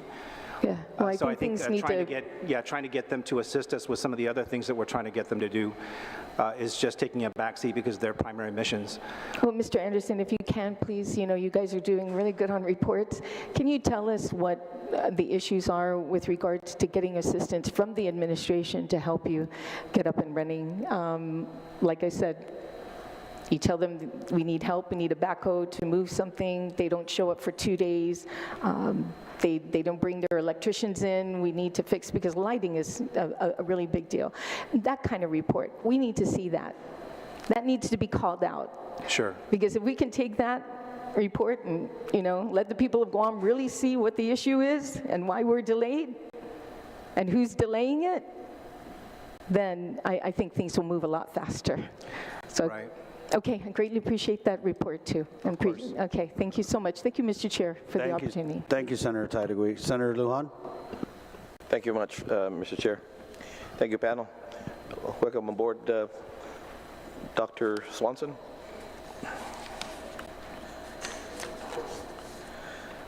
In your assessment, Dr. Swanson, what state are we on? Are we a state in emergency for the opening of school? We got a few weeks for schools. Are we in a state of emergency at this point? State of urgency? What state are we in at this point? Because we're looking about the different tiers that we're at, and some even tier ones might open on time, but maybe 2 weeks later, and then it goes on to the others where it might open even a little later.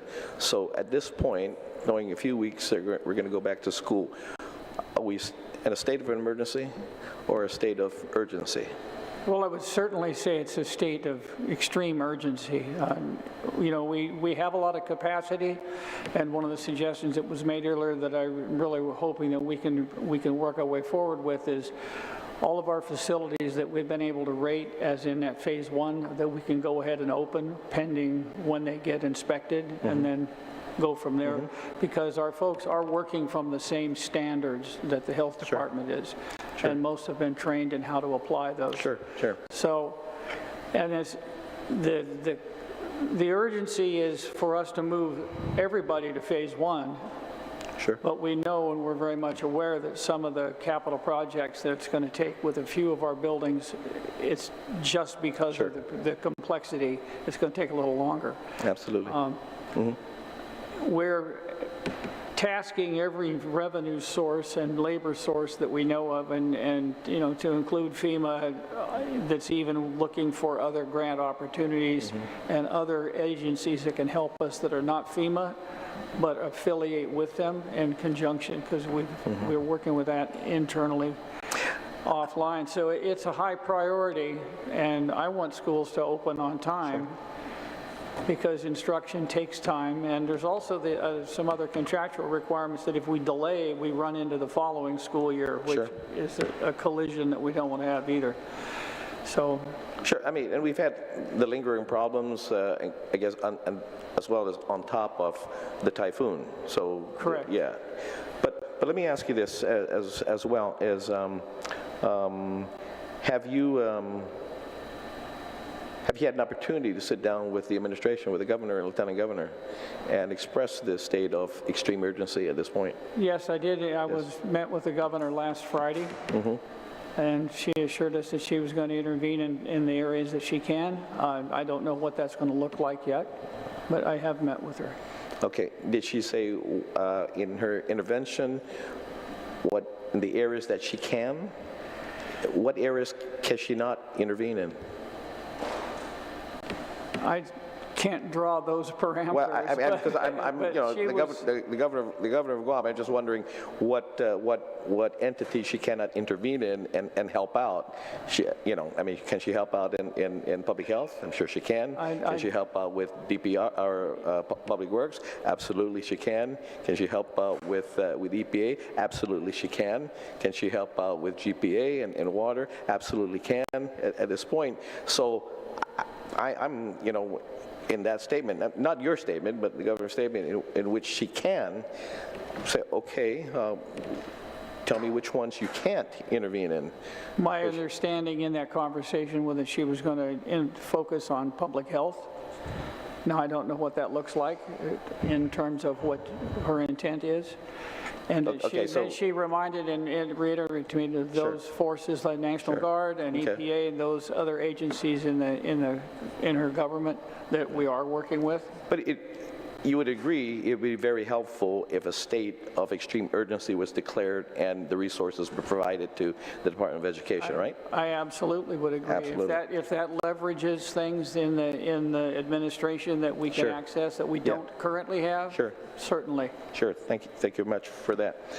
Also, you know, when I'm looking at this, I know Senator Duenas brought this to my attention as well. When you're looking at power, water, telephone, and internet services that are up, and the percentages are up, again, should we? We're hoping we don't have to go to online learning as well, but number of schools, 17 in internet, and only 43%. How, if you go to online learning, how can we possibly expedite online learning with only 43% of the internet service up? And likewise, if public health would not allow you to get into the schools to access the classrooms, where would the onlining occur? Teachers' homes? Yeah. Hits our level of frustration. To give you an example, I left my office yesterday because I needed to do internet work and could not do it because we did not have power, and I went home to do it, and as I was into that process, I lost power there. So we're all in that boat. We have technology tools that we can provide to students to also give them remote access, but the issue about teachers being able to access their facilities at school is a real issue on many campuses. No, absolutely. I mean, and even if they have access to the schools, and you have to go on online learning, but then your internet service is not up, you know? Yeah.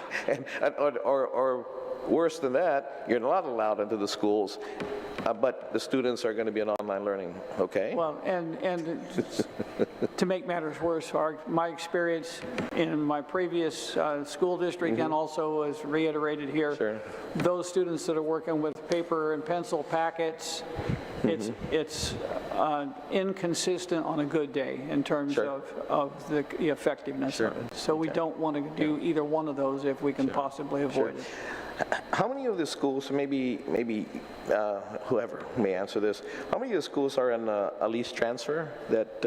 How many of the schools that are listed are in lease transfer? It's 6. About 6 of them? Okay. Yeah.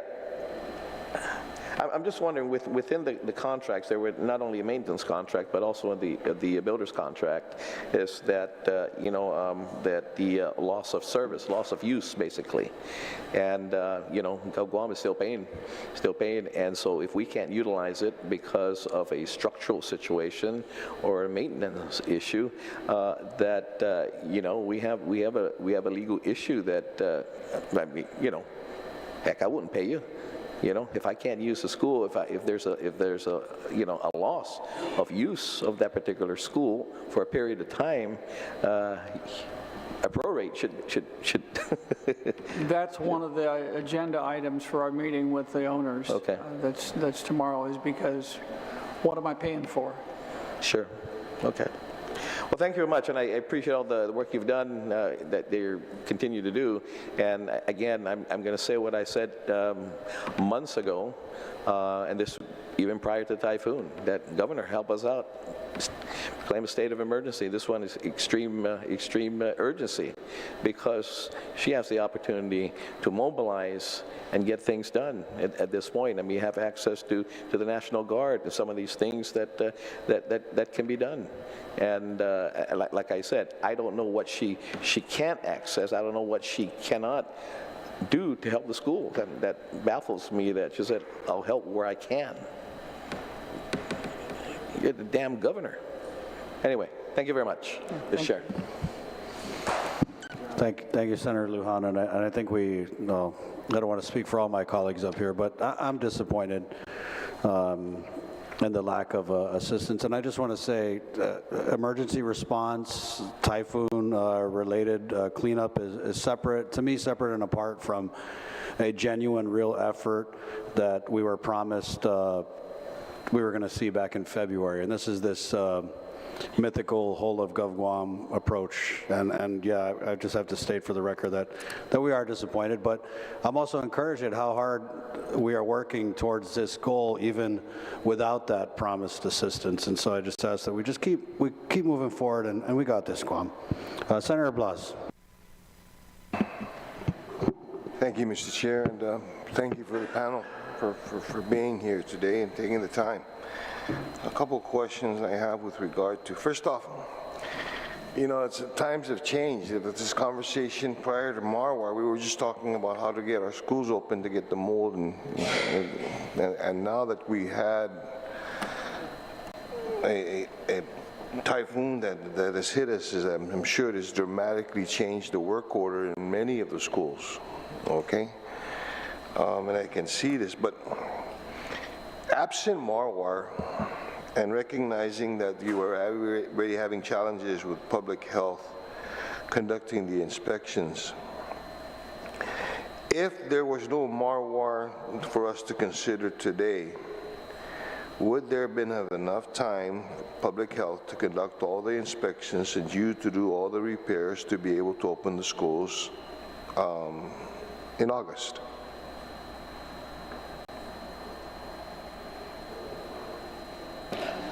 No, they probably would have been ahead by 3 more schools or 4 more schools because of that time frame during the typhoon, but there still wouldn't have been enough time for them to do all schools. And so now with, we're having to deal with another disaster. This has obviously then prolonged the inspection process, if you will. Forget the assessment that it's necessary, but just the inspection process. So a lot of this stuff, quite honestly, is external, is beyond your control in being able to do this. Okay, so let's talk about some of the external challenges that you have here. You know, Mr. Anderson, I appreciate, and I'll direct this to you with regards to your I guess, being the point person, you know, with Homeland Security, and you got DLAN. I also know, though, that in public assistance, when you're dealing with the recovery or response, that there's a timeline before this response and recovery, you know, this mitigate or this cleanup effort expires. Is there enough time? I think that it's if I'm not mistaken, it's the 27th of July that the expiration for cleanup. Well, just to clarify, Senator, thank you for the comment, but there's a different person who's handling the FEMA recovery for the department. My specific task on the School Readiness Task Force is strictly just the debris removal, and then working with Homeland Security to try and make sure that we get the support that we need, specifically working with government agencies to support some of our requests, like the mold mitigation is one of them. Okay. But I'm not really handling the FEMA recovery piece. Okay, so that I want to bring this to you is be very careful, because I know that there's an expiration timeline, or there's a timeline as to when things have to transition from the response to the recovery to the mitigation, and I think that timeline is coming up within the next couple of weeks, or within the next week, and making sure that you're not caught in that position where you still have to do some of this work, but now time has expired and they have to move forward, and they can no longer. So be very careful with that. That's obviously one of your external challenges beyond your control. Do you have a listing of basically other external challenges that you may have outside of your control that you're going to have to rely on? I think some of the obvious things are, again, in working with you all prior to the disaster, prior to Marwar, I know that one of your challenges was working with getting structural engineers and the likes to be able to assist you in being able to do the assessment. Now they got to do assessments in their own agencies, and you become secondary, you know, in as far as priority. But I'd like to hear it from you, in as far as what some of those external challenges may be.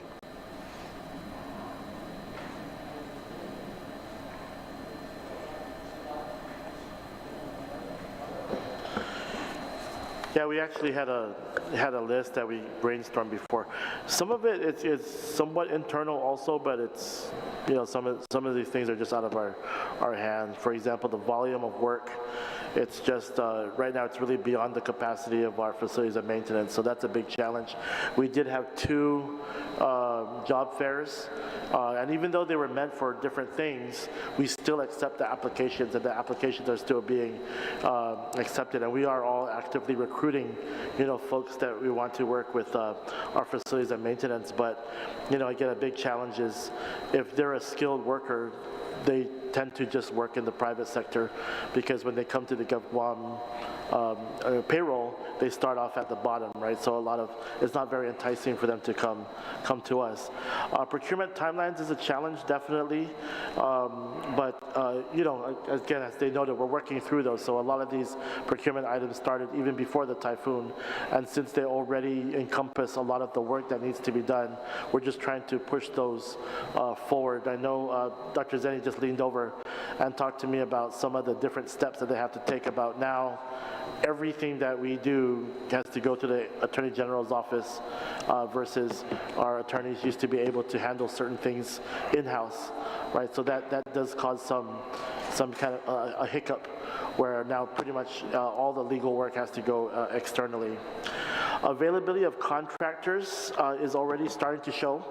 Like, for example, I mean, I'm not allowed to say certain things about procurement, but in certain procurement bids, we're only getting like 1 or 2, you know, bidders, and sometimes it's just the same people, right? Even though we kind of announced it large scale. So there's some things that people are interested in, some things that they're not. So we kind of do have a limited pool. Supplies and materials is another challenge. For example, we mentioned that we were happy last week to find a vendor that had ceiling tiles, because all the other vendors ran out, right? And some of the vendors that we did know have don't take GovGuam purchase orders. So when we found that one vendor, you know, our attempt was, can we buy everything, right? So, you know, that's one of the reasons why we're asking for the expedited, or not expedited, emergency procurement, but to increase the cap of emergency procurement, because some of the things that we need to purchase are not expensive in terms of the pieces. Like if you compare them to other companies, the costs are reasonable, but it's just the volume. We just need so many ceiling tiles that there are cases and cases that we just want to buy everything. There's also, of course, you mentioned the inspection schedule with public health. That's something that we're going to have to work with them to get around.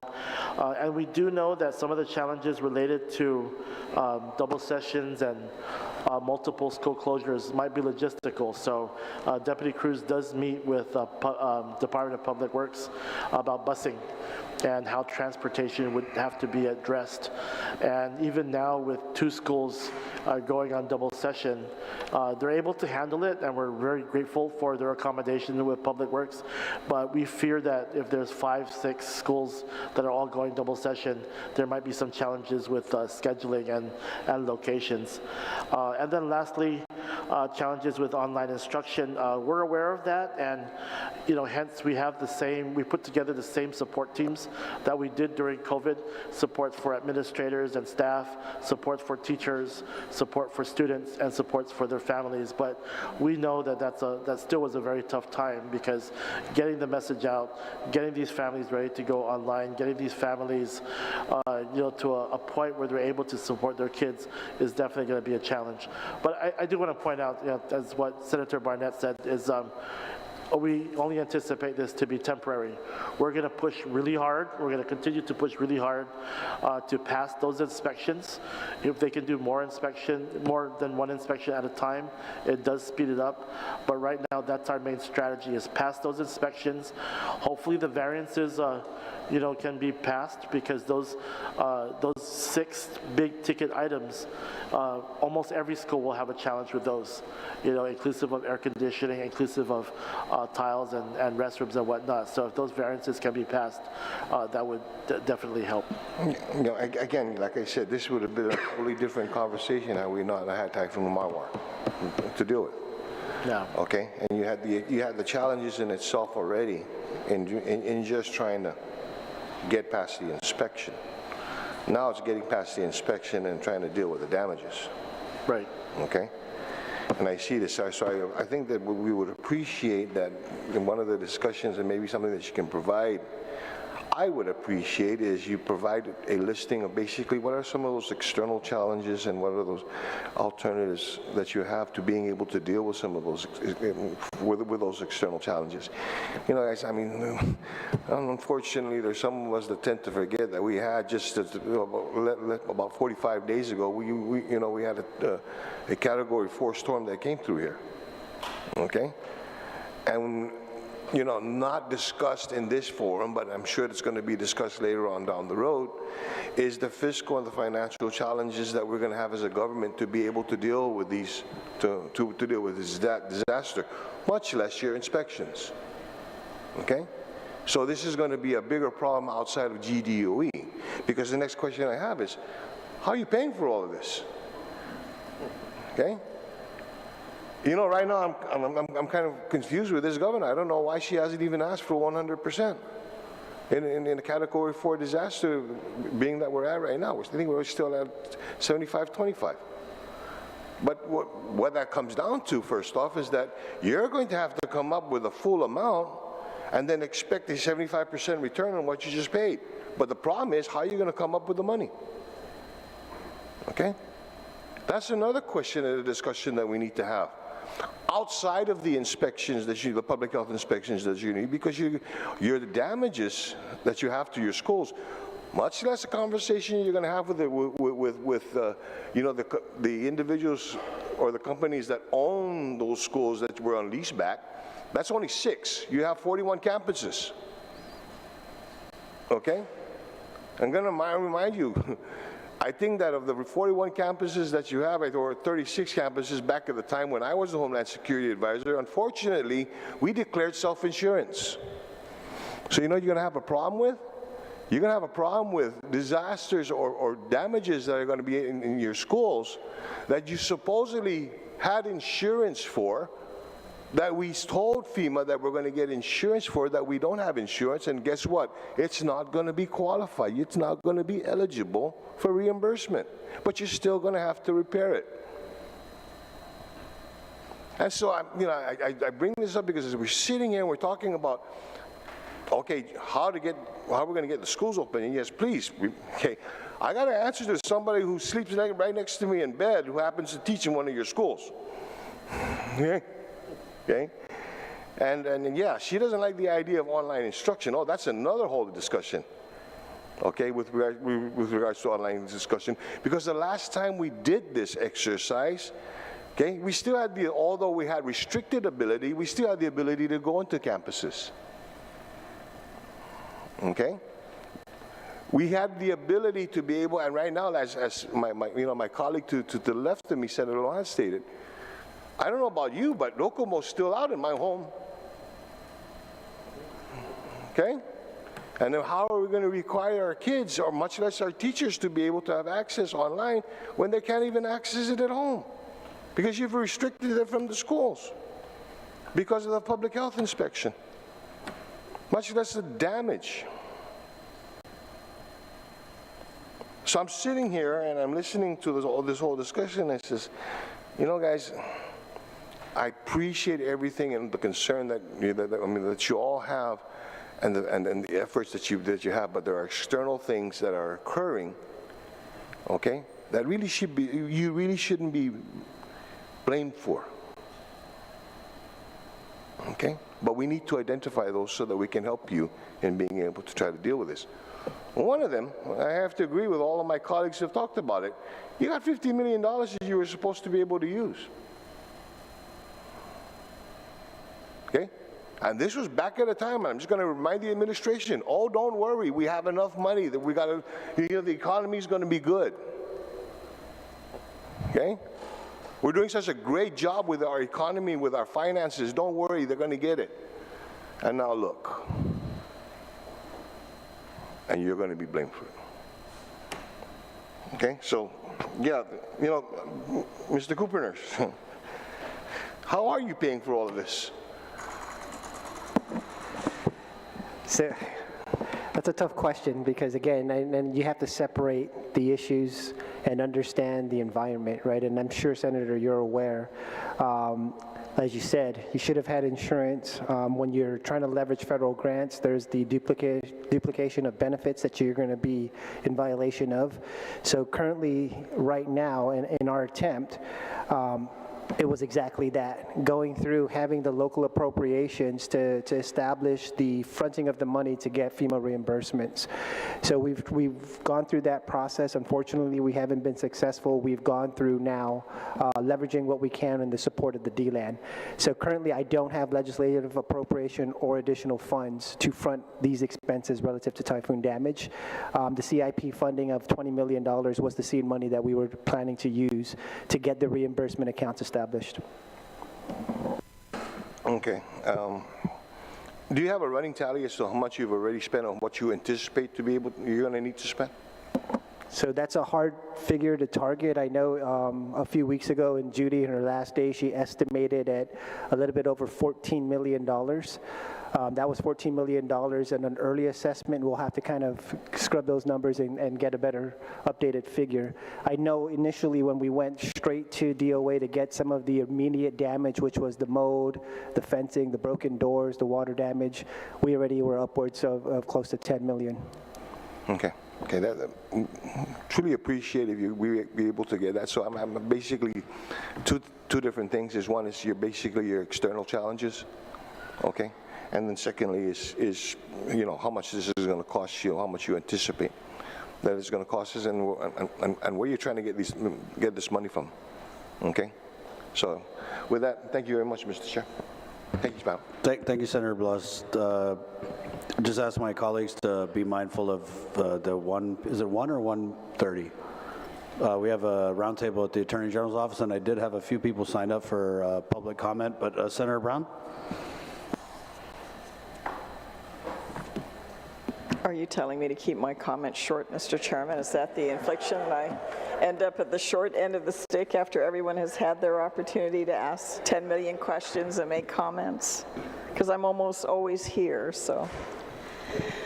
I did want to ask, and granted, your challenges have been multiplied as a result of the typhoon, but the issues that came up before then that we discussed concerning these lease schools, and I'm sure hopefully after your meeting you'll have more information, but I'm a little concerned, and I had inquired the last time we had spoken as to whether or not there was an annual checklist that DOE had to verify that the contractors were performing. And I didn't quite get a clear answer. Where are we with regards to that? Because one situation was mentioned that, JFK, the doors didn't open in the proper direction.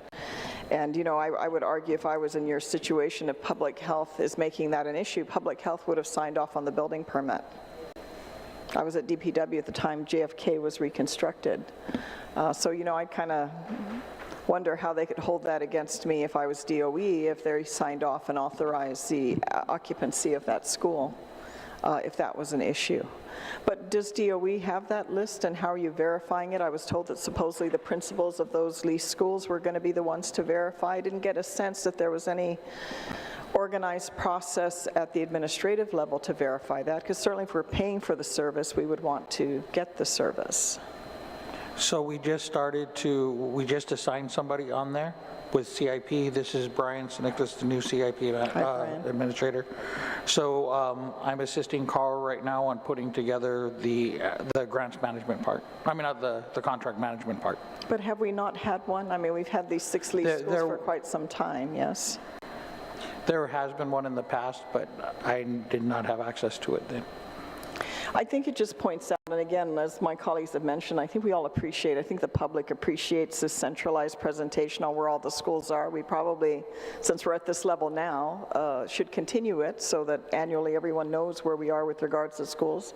We're hoping that if they're brought up to the standard they need to be, it should be easier to maintain moving forward. We understand the challenges with the history, but I think you're also seeing the expectations the public have, that we have, being elected by them to be here to represent their interests of wanting to see these issues addressed. And for DOE itself, and I'm a little jaded. I've been watching, and I've said this at many meetings. I've heard this story time and time again. My eyes glaze over because, I hear the same old, and some cases the problems have gotten worse. And this is, I was here years ago when, you do now have 3 times the budget we used to appropriate. So, there's a certain degree of that in place. Maybe you can take it to the next level and that we see. I'm very happy to see your collective presentation. And I know a lot of efforts are focused on trying to get these schools open in the next few weeks as much as possible, and I think we appreciate that. But these type of things are standard administrative practices. They should have been in place. We want to see them in place. We want to make sure, because we are paying the money for it, that these contractors perform. So I hope you standardize that among all the 6, whatever is in your contract that they're supposed to deliver, to verify that the delivery is being made.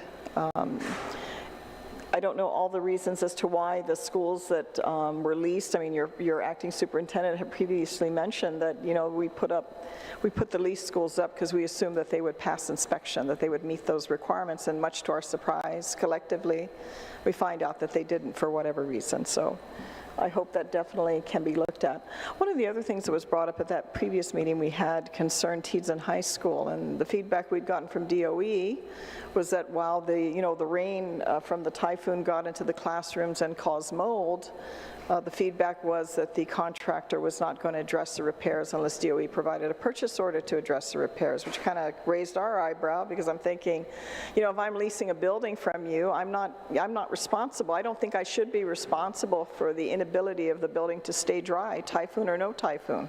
I mean, I lease, I rent a building for my office, my office space.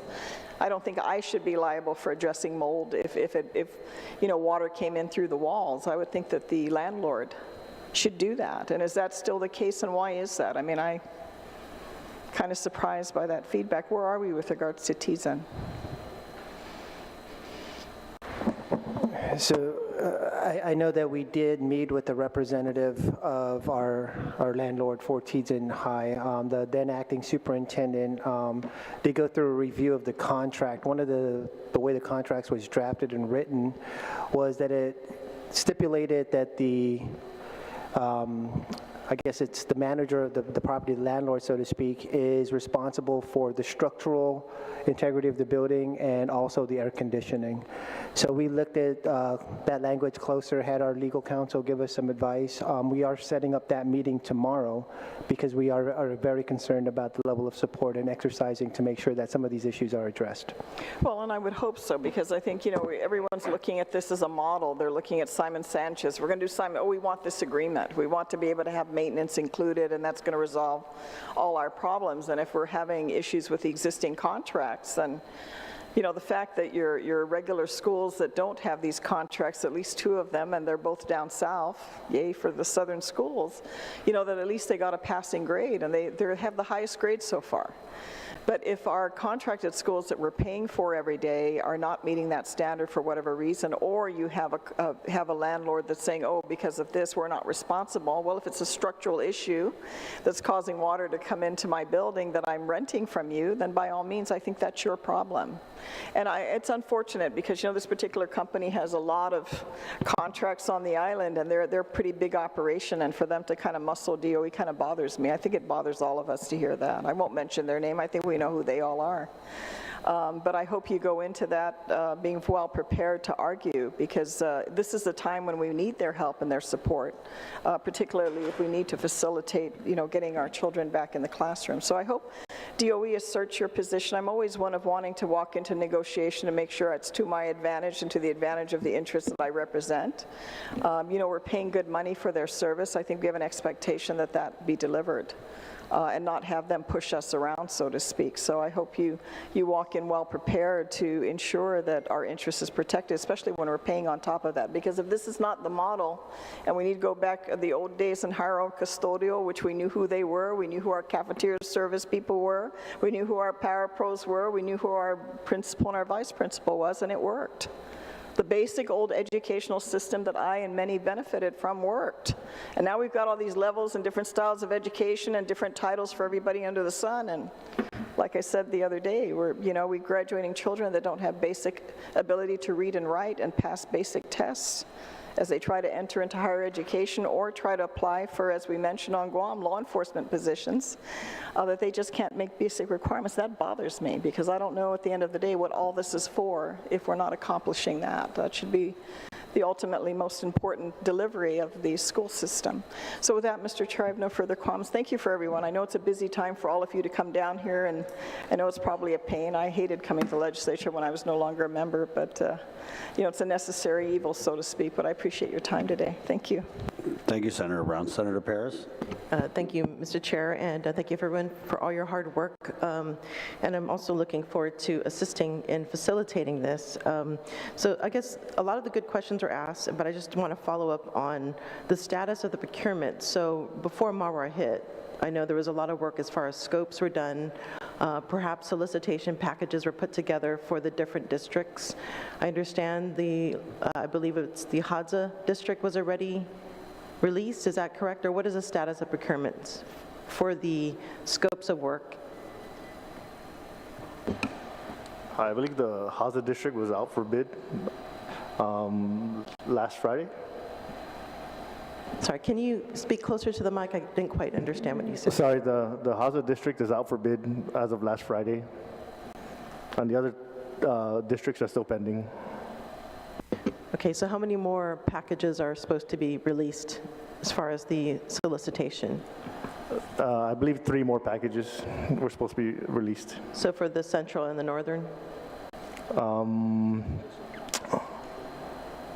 I believe, what was it?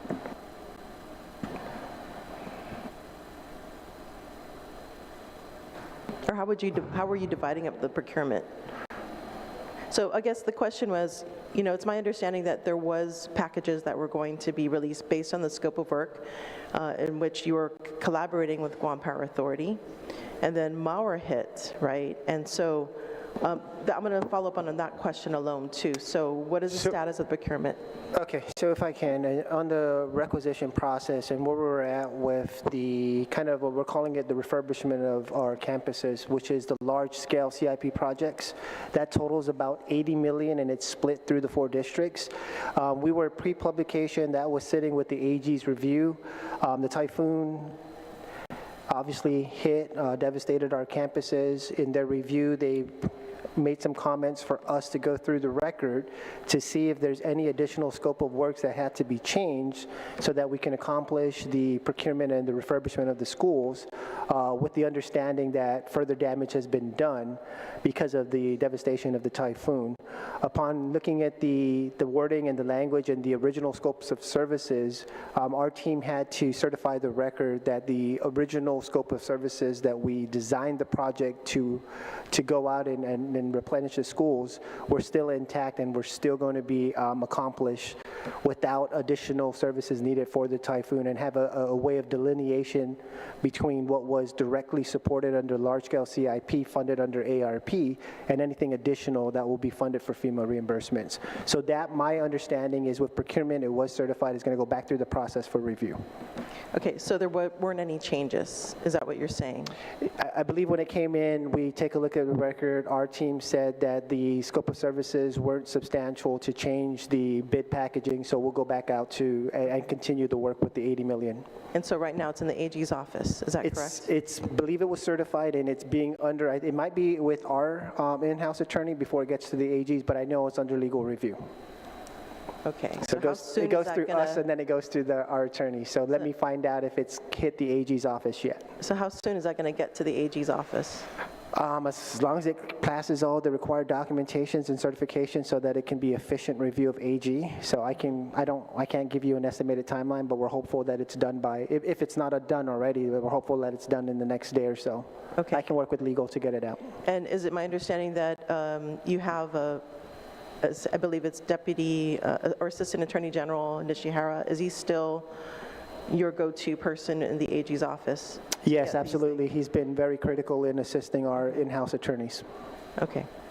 And then I guess at that point, we definitely need to keep abreast. Obviously, we're here to trying to get things through, faster. I think so. That the quicker that can get done, cleanly, yeah, the quicker we can solve many of these issues. The other thing is the malware, effective malware. And have you estimated? I didn't hear any estimate of the damage. Has there been a full assessment and an estimate of the damage to the schools? Yeah. Again, I think I want to go ahead and repeat on the record what our previous acting superintendent gave to this body, and that number was about $14 million. But I do want to caution that was a preliminary and early estimation. So again, the precision to that figure is it's our best guess estimate at this point and given time, and we'll do further assessments. And as we go, obviously that number will be subject to change. And is that on top of the solicitation packages that you are preparing? It looks like it's clear and separate, yeah. So it's going to be on top of the, yeah. And is that going to go through emergency procurement, or is that going to go through traditional procurement? I know our early estimates of the $10 million was directly associated with the mode and the down fencing and the water, and that's actually going through the process in the DLAN system now. So I don't handle the procurement outside of GDOE, and even within GDOE, we have our assigned procurement office, but we can follow up and see if they're going to exercise the emergency procurement for anything entered in the DLAN. I believe that's the idea and the premise of us putting it into the system. Okay, so in the change of law in the emergency procurement, it allows for demolition, allows for temporary construction of temporary structures. Have you evaluated that as an option? I think there's been some early discussions about possible solutions, and we're trying to be our best to be creative as how we can best address our situation. But again, in terms of construction and all of these, it's the first item before us is getting the necessary funding, as you can imagine, to cross which bridge and to make a kind of a decision tree which route we can take. So before we can really consider some of these larger scale items, we're going to need to know what funding is going to be utilized and what funding is available so we can start scaling and creating what are critical. Okay, so basically you haven't, oh yes. Yeah, if I can just add to that, just to clarify a few points. So the 14 million is actually our best estimate of items that are not covered under our current capital improvement project. So what we did is we kind of cross-checked. It was just a real simple review of all the things that are currently under capital improvement work, like for example the refurbishment, and everything else that was part of Typhoon was used to add up to that 14 million. Now in terms of temporary facilities, it's just what we mentioned so far that we've discussed is the temporary restrooms, because some of the schools that are actually in phase 3, 6 of them have been identified because of their restrooms. Like I think one has only one restroom that's functional. So the idea is if they were able to get those restrooms up and running, they would meet the actual ratio. So that's as far as we got with regards to temporary facilities is temporary restrooms. And other items that are included in that, but we believe we have federal funding for, because we're using, like we mentioned earlier, trying to buy as many ceiling tiles as we can and as many diffusers that covering, I'm learning all this stuff. Yeah, like diffusers I heard earlier that cover you can the increase lights. the threshold. That's what you're leading to? Yeah, exactly. And we have, those are allowable under federal funds because those are part of electrical anyway. They were also part of ceiling, and I think, I forgot where ceiling falls under, but those categories were already approved under the ARP funds, so we're using those ARP funds for that. The 14 million is everything else that we don't think is part, or we have funding for under those funding. Okay. The other thing is, have you really thought about delaying school so that there could be an all hands on deck to prepare these schools and get it ready, especially the phase one. You know, I mean, it looks like there's a couple weeks, right? It estimates more than 2 weeks later. And then phase two, so this is interesting because I think if there's a way to desegregate the phase two schools that are closer to the phase one, you know, maybe delaying school so that the phase one and the really phase two / phase one schools are up and running. Has there been any serious discussion about that? And what is your take on that? Well, we're hoping that the all hands on deck is happening now. Like, that's kind of our intent. You know, we don't want to kind of wait. So we've been asking schools to please, whatever you can, use all your resources now as much as possible to get those schools ready. The next step, we're having our principals meeting tomorrow, coincidentally, and our next step request for them is to give us a specific date. So we only were able to push the phase and what phase you think you would be, but as you read, those phases are still kind of wide ranged. So we're asking them kind of to come up with a particular date. So those that are closer, you're right, we can actually try to make sure that they're ready to open, and if they are physically able to open, get them inspected, and if possible, try to, you know, get them you know, with double sessions so that maybe they can support another school. And we've told them from the beginning that we have to approach this as a district-wide effort, right? So like if you have one school that's, hey, I'm good, I passed inspection, we're good to go. Well, sorry, you might need to help us with accommodating another school like, you know, like JFK did and like Ukudu is doing. So pushing back school is not off the table. We're still kind of thinking about that, but we're really, our intent is all hands on deck is happening right now. So right. If we were to have to push back, those would be things that for whatever reason we just couldn't accomplish. Yeah, what I meant was that, you know, I know teachers they're worried about getting their classrooms ready, but perhaps maybe we need to do a pause and make sure the school's ready. Right.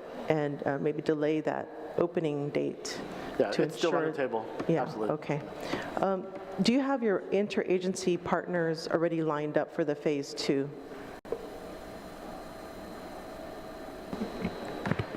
We did provide a listing to the school administrators and their interagency partners, and so school administrators will work directly with the director or the agency to help with whether it be tier 2 or tier 1 fixes.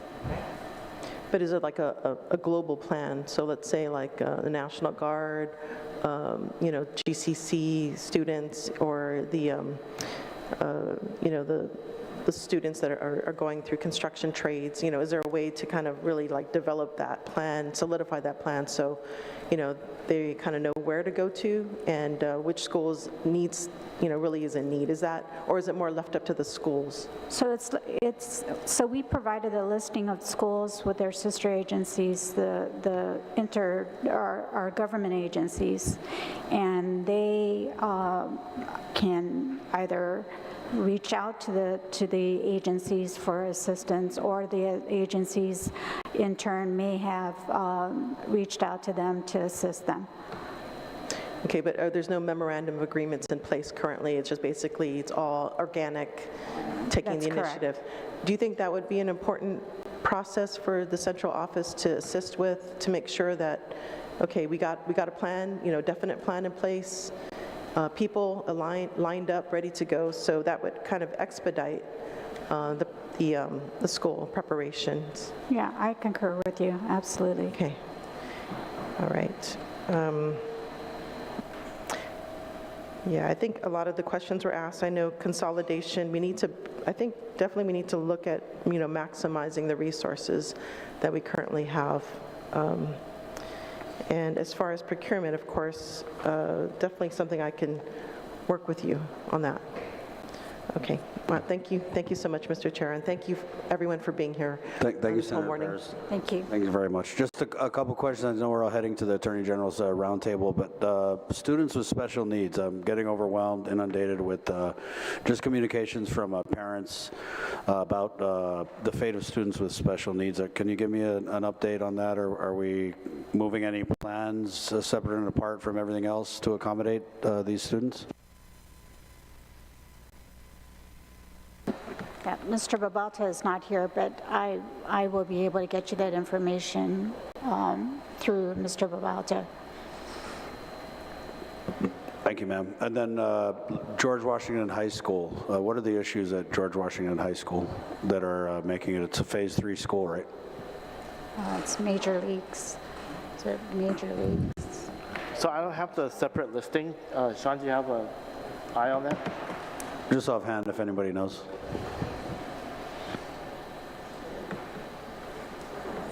Yeah. And Mrs. Cruz, if you could please follow up with that information, because I've just heard different ideas that were being discussed, and so we definitely want to be able to communicate that. Thank you.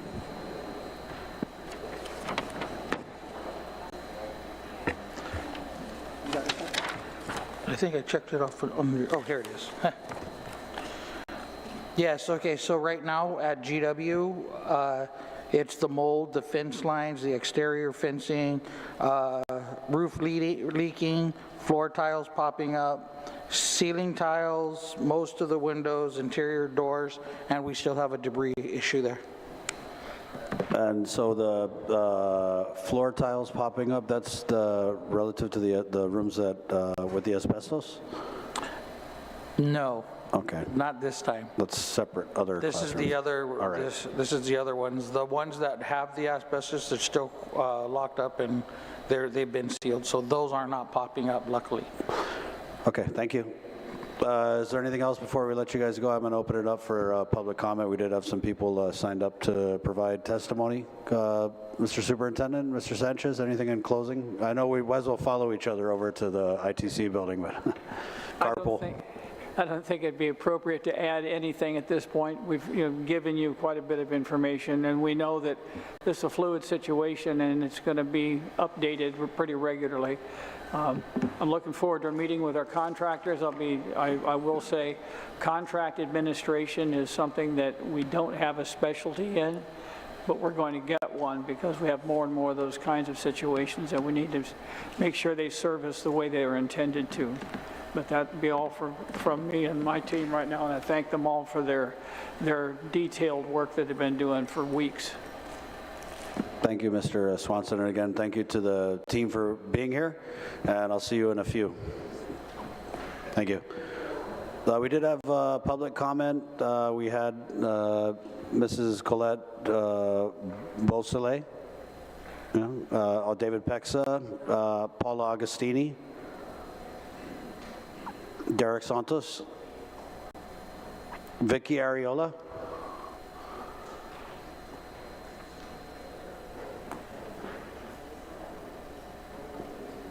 and I think that's about it. But if anyone else wanted to come up and provide a comment, you're more than welcome to. Thank you.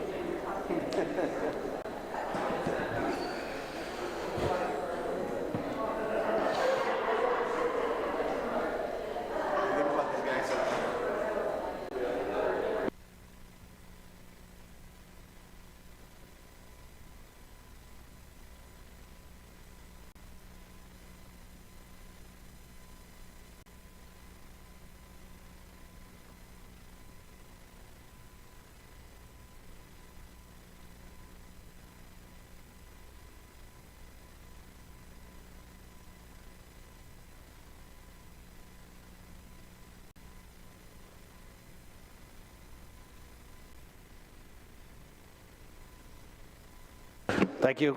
And let me find the sign-in sheet. We can go in order of sign-in. Laurel, David, 1, Joe Sanchez, Paula Augustini? Yeah. Just state your name for the record and then proceed with your testimony, ma'am.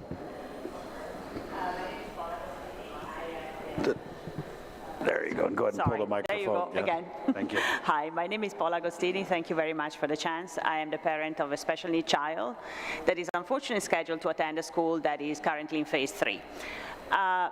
So let's start from there. I have to say that when I first heard about Law 37-4, I really thought, way to go. I was really happy to see it, and that's why I'm here today, because honestly, I've been reading some comments online, and the general mood, I don't want to see it scrapped. I don't want to see it scrapped, delayed, or God knows what. I think it's a step forward to fix some issues that honestly we had way before the typhoon, and that's the way we should go. So I really hope that there aren't any changes made to it. At the same time, I was really, really surprised by, again, some of the comments and the general mood. I don't think that I should have to compromise, education and health. I should be able to get both for my child at the end of the day. So I was really surprised when I received this GDOE survey, by one of the questions. She said, Madam Speaker, actually has read my mind, because I had the same issue, when they asked, would you be comfortable to have your child, at school while we're fixing some issues? And I thought, hang on, first of all, I don't know what these issues are. I know that my school is in phase 3, but I have no idea what's going on. I do believe it can be good if that school is there, clearly. So I would like to see some transparency as well, meaning you're telling me right now that it's in phase 3, well, thank you. What exactly am I dealing with here to begin with? I don't think I should be asked a question. My answer was no. Am I comfortable with it? No. Would you be comfortable to send your child when you don't know exactly what the problems are? What about if I'm mold? I'm allergic to mold. I had it later for years, meaning seriously, I don't want to be there. I think that parenting a child with special needs has very specific challenges. Administering medications is one of those. She has no sense of danger, frankly. She doesn't understand what is appropriate to touch certain things. She needs constant supervision. Again, mold. I had to fight probably for a year of ABA, and I was so lucky to get it, to teach her just to swallow pills. So one of my fears during the pandemic was, if she gets sick, how am I going to give her treatment? So to me, really, health-related issues are particularly scary, and safety, unsafe situations are terrifying, I have to admit. So I really would like them to see them fixed. So I would like to know, as a stakeholder, exactly what's going on, frankly, just not more than phase 3, and what are the plans for these kids? After the typhoon, ESY was suspended, there's no ESY, so I really would like to draw the attention to that situation as well. These kids have been out of school now for a little bit, quite some times, without any services, meaning the only kind of therapy that they normally receive, like speech therapy, nothing is happening. Now you're telling me, there's a plan somehow, supposedly, but I don't see anything clear. So again, transparency would be number 1 on my list. Again, I don't think this law should be scrapped at all, absolutely not, because we need to fix these issues that we had for a really long time, and I appreciate you so much doing this. So thank you for your efforts, really. Again, I appreciate GDOE's effort. I know it's not easy. Nobody has a magic wand. Everybody gets it. But at the same time, I really want to make sure that you realize that the longer these kids are away from school, the longer they lack services, how hard it is for these kids to transition from one situation to another. I don't think that people sometimes realize this, changing campus is not that easy for them. Will they be, if they have, for example, to share session, with another school, would they have the chance to visit the school beforehand? That's what we did before ESY sometimes, not to get them totally out of their games. So plans need to be made, and they need to be made with a certain timeline, no matter when the schools are going to open. Parents, I'm pretty sure they will have to take time off of work if it's online mode at the end of the day to assist these kids sitting there, the ones who can sit, clearly. Again, I am lucky in this regard, but I know not everybody is. Material, we need to be prepared. There's a lot of challenges that sometimes people, who as regular kids doesn't quite realize how daunting they can be. So I really would like to see something more. Again, more transparency. I really don't like vague promises. I am so sorry. I think that there's a lot of fear from parents out there. You know, there's a lot of unease, not knowing what's going on. You know, normally people tend to be scared of the things they don't know about, aren't they? So I think that it will go really some clear guidelines and, you know, some really transparency from everybody would go a long way to ease also people and to make sure that these kids are not forgotten. So thank you so much. Thank you so much, Paula. Thank you. David Pexa? Hafaday, I'm David Pexa. I'm an employee with the department. And so the Department of Education is the single most influential agency on island for shaping our culture and community values. The vast majority of employees who work for the government of Guam and local businesses, including myself, are graduates of the public school system. Many of our students are with us from kindergarten through high school. When the department and our government are so dysfunctional that we are failing to provide basic fundamental necessities such as clean and safe schools, textbooks, supplies, qualified teachers, staff, and qualified counselors, we then provide woefully unprepared and dysfunctional employees into businesses and government agencies that are already struggling to meet standards. When you ask the average person of their top 3 words to describe Guam culture, you'll likely get a response such as family, respect, which largely means obedience, and resilience. And while these are all great answers and valid, what you will never hear at the top of this list are the words integrity, accountability, excellence, or wellness. And this is the crux of our current crisis, in the pipeline of self-inflicted crises that plague our government agencies. Because as a government and as a department, we don't demonstrate these values. We let our friends off the hook rather than demand excellence and integrity out of them. Today, we are specifically addressing the crisis of opening schools in the face of building safety and sanitation issues, which I might remind you is another self-inflicted crisis. For decades, people within the department and others outside it have continued to take a passive approach to the problem of our crumbling schools, accepting that this is just the way it is. This is not a problem because Senator Barnett passed a law requiring basic fundamental standards of sanitation and safety to be upheld. This is a landslide that has been developing pebble by pebble over the course of years that has been dismissed, ignored, and prayed about. Waiving the requirement will not cure what ails us. It would only kick the can down the road and vindicate those that continue to believe it doesn't matter if they do the right thing the right way or not, and continue to operate with impunity. While the current self-inflicted crisis needs to be remedied as quickly as possible, the true solution is a paradigm shift and a reckoning with ourselves about what our community truly values. We can't actually tell our children that this community values education because the results that we produce prove otherwise. The fact that we can't open our schools this year is another prime example of the lie that we tell ourselves and our children. If we want our kids to thrive, we must live our values because children will do as we do, not as we say. This isn't a problem that's reserved for DOE. GWA demonstrated that after the storm that they have similar problems and can't keep their water well generators in good repair. Basic fundamentals. There are problems at DOC, GPA, GMH, and Public Health, which have been exposed for not having enough sanitation inspectors to keep our restaurants and schools safe. If the Department of Mental Health and Social Services found children living in a crumbling building that had trash piled in the living spaces and rodent and insect infestation, the children will be removed from the home and the adults will be assessed for mental and emotional health disorders. And herein lies the common root of our community problems with drugs, alcohol, violence, obesity, suicide, and government dysfunction. Our island's soul is sick and has been sick for a long time, probably at least far back as World War II. Just fixing the schools and hiring enough health inspectors will be a Band-Aid if we don't shift our paradigm and change our behaviors.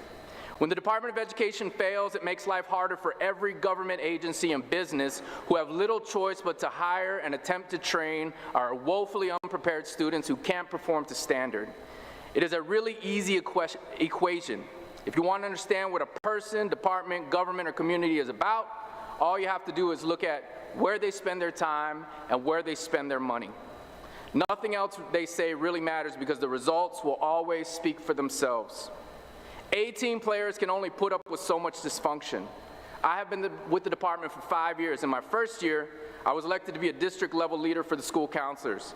I was appointed and served as a committee member to develop a social and emotional wellness plan for the department. I've developed a short series available on YouTube that explains what healthy psychology is in everyday language. I personally spent $4,000 to outfit my classroom to be a sanctuary for our students so that we can have an innovative environment that supports social and emotional wellness. I sat at the negotiation table and negotiated a collective bargaining agreement this year. As a petty officer in the Navy, I received 2 Naval Achievement Medals for my work ethic and leadership in a 3-year span. I'm not saying this to impress anyone, but to impress upon you that I am an A-team player and that I bring value to every organization that brings me on board. If I get offered the job that I have already applied for, I want you to understand firsthand why top talent continues to abandon the department. We know better than to stay in toxic relationships with people and organizations who cannot create conditions for us to self-actualize and thrive. I can tolerate the low pay and the lousy retirement, but what I can't tolerate is the disrespect that is okay to have no integrity and to fail to fulfill on our agreements, to allow schools to crumble while employees are illegally signing off on $140,000 overtime compensations. The conditions that GDOE creates for teachers is not much different than asking soldiers to manufacture their own weapons, grow their own food, make their own uniforms, and build their own tanks while fighting in the field. I want to be clear. This is not an indictment of the many great employees that we have in government and GDOE. But until we have a paradigm shift and put values such as integrity, accountability, wellness, and excellence at the top of our list of government and cultural values, and then continue to back it up with actions, then the next self-inflicted crisis will be here before the end of the school year, and the loss of talent will continue. Having to scramble and develop an online teaching plan to accommodate the school closure is a hassle and is not what we signed up for. Everyone sucked it up for COVID because it was an unpreventable act of nature. This current problem is self-inflicted, and the government and the department should be concerned that once teachers get comfortable working online, they might just jump ship to an online education platform provider that pays more, demands less, and provides more support, further eroding our talent pool and sending even more poorly prepared students out into the workforce. Our children need to be on campus and in the classroom, and if we continue to fail, then we might not even have a choice. Online learning doesn't provide for the social and emotional needs or provide for the social skills development necessary for a healthy and functioning society the way face-to-face learning does. So I want to reiterate that our problems are a cultural problem. We can point the finger at GDOE because of their failings in maintenance, but even as I sit in this house, I can look up and see that 6 of your lights are malfunctioning. Who has taken agency and responsibility to get it fixed? It's always somebody else's problem, and it's so easy to blame others before we check ourselves. So I want to thank you, senators, for listening. Senator Barnett, I want to thank you for having the courage and the integrity to stand your ground and hold a necessary and painful position. If we continue to keep giving our friends a pass, rather than demanding excellence and integrity out of them while demonstrating excellence and integrity out of ourselves, the landslides will continue. Thank you. Thank you very much, Mr. Pexa. Vicky Ariola. Hi, my name is Vicky Ariola. I'm a parent with a child with Down syndrome, and she goes to GW. So when you mention GW, that's also my alma mater. And it really hit me that a friend of mine said, how could you send your kids to that school knowing that there's a rat infestation? And I knew that, but in my head as a parent, I'm saying, oh, you know, the administration's got to be taking care of it, so I'm relying on them. But apparently they haven't, and it's been there since my older children have been at this school. So I'm really happy that we're going to do something about it.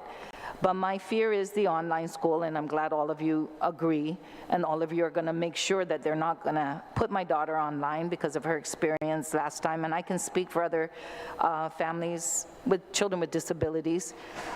So that's the main thing I was here to speak about. Please, please, no online school for my daughter and for all the kids in special ed. But also, I'm surprised we didn't have public health at this table, because most of our questions seem to be, they don't have inspectors, they don't have this. So listening to everything today, the biggest problem is procurement. Public health isn't here. It looks like everybody at this table was trying to do something to make sure we're open at the right time. And then I agreed with Senator Perez, who said, why don't we just delay all the schools? And then that comes in with the teacher's contract. I don't know if the governor can do something about that, but if we delay the schools starting, everything comes down to money, really. Everything comes down to money, and we all know that. But that was an option nobody talked about. Nobody brought to the table what the contract for teachers are, and is that a question? Is that a reason why they're not looking at delaying? So I'm just so happy that everybody's agreeing no online, even the teacher who's sitting here, no online. I think when my daughter was trying to do online, a teacher almost quit, and someone who was retrying, not because of my daughter, but because of just the whole pressure with online. But I tell you, my daughter was mostly sleeping. Right now, the internet at my house drops all the time. So when the computer freezes, and I'm not paying attention, she's on the counter, on the desk, asleep. So I'm just so happy everything's agreeing with what I'm here to fight for, but we really have to come together and do something. And thank you for this, because we do need more parents coming out, talking about the problems with their school. One of the teachers' classrooms at GW, wires were all over, leaks were coming down, and this is where all the kids with the worst needs were met. They were in that room, and she said, look at my classroom. I said, oh my God, how do you teach the kids with special needs here when you have wires? And she's brought her own extension cords because she can't. So I'm glad this is happening, but we do have to do something about the delays and everything that the parents need. Thank you so much for giving me this time. Thank you, Mrs. Ariola. I was in that classroom that you're talking about, right? Yeah. So thank you very much for your testimony. Patty Babauta? Yes, thank you. This was unprepared, but I have a lot to say. The main one I really want to say is I don't understand how GDOE cannot make a list of the schools, what's required, and how much it'll cost. They can use the phase 1, phase 2. It's so generic, it's very broad, very general.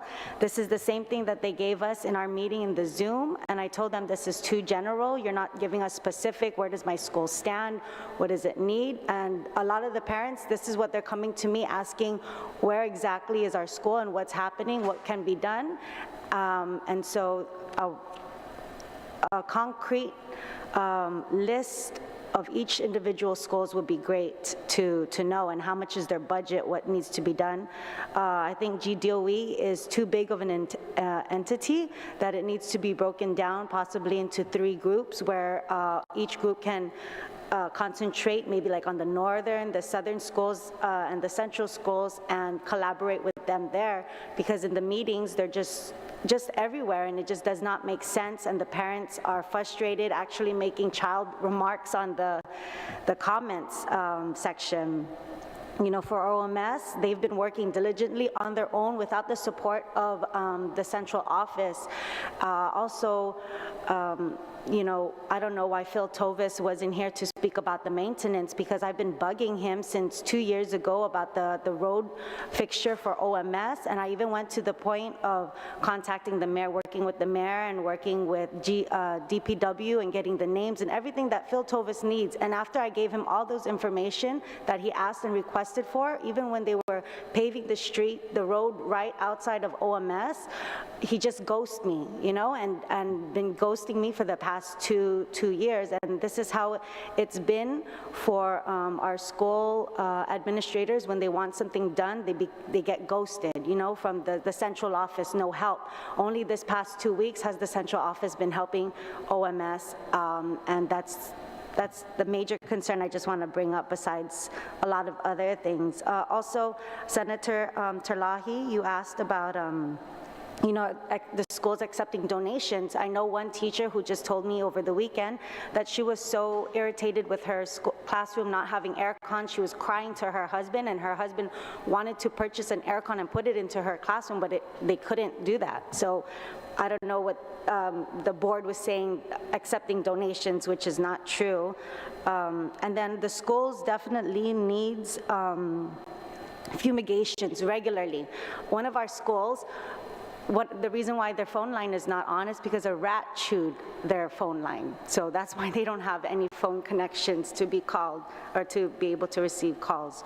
I mean, Joe did a very good presentation with these. He says he likes agenda, but I, as a parent, you know, I want to see the agenda written, exactly what they're going to do for the schools, what's going to happen with with Simon Sanchez, what are the deadlines, what if with FBLG as well. We want concrete evidence of and signed what's going to happen with these schools instead of just these daydreams of what's going to be happening and what is this 14 million actually going to be put to use. As a parent, I want to know. And in the end, you know, the parents are the consumers, and GDOE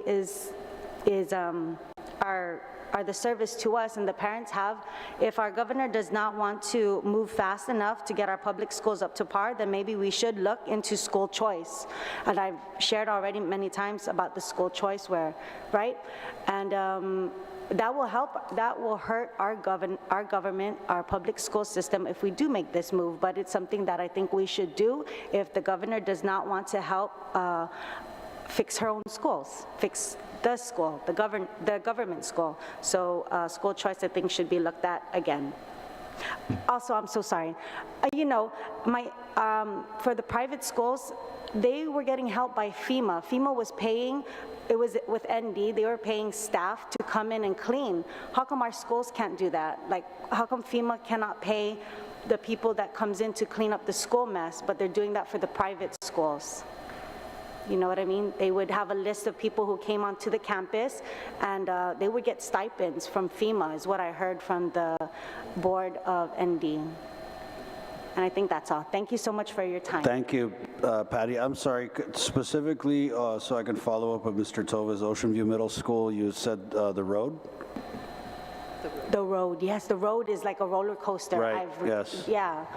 I did everything. I went to the mayor's office. I spoke with Vice Mayor.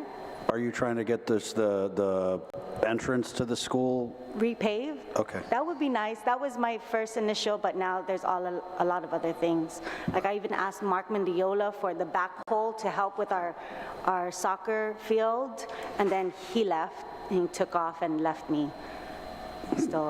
Thank you, Patty. Thank you for your support and also for your testimony. Mrs. Beausoleil? Good afternoon. I think it's afternoon now, right? Yes. Well, afternoon. My name is Colette Beausoleil, and I teach physics, robotics, and pre-engineering at John F. Kennedy High School. I came to Guam to teach school in 1989. Mr. Barnett, Senator Barnett, was on the radio at that time.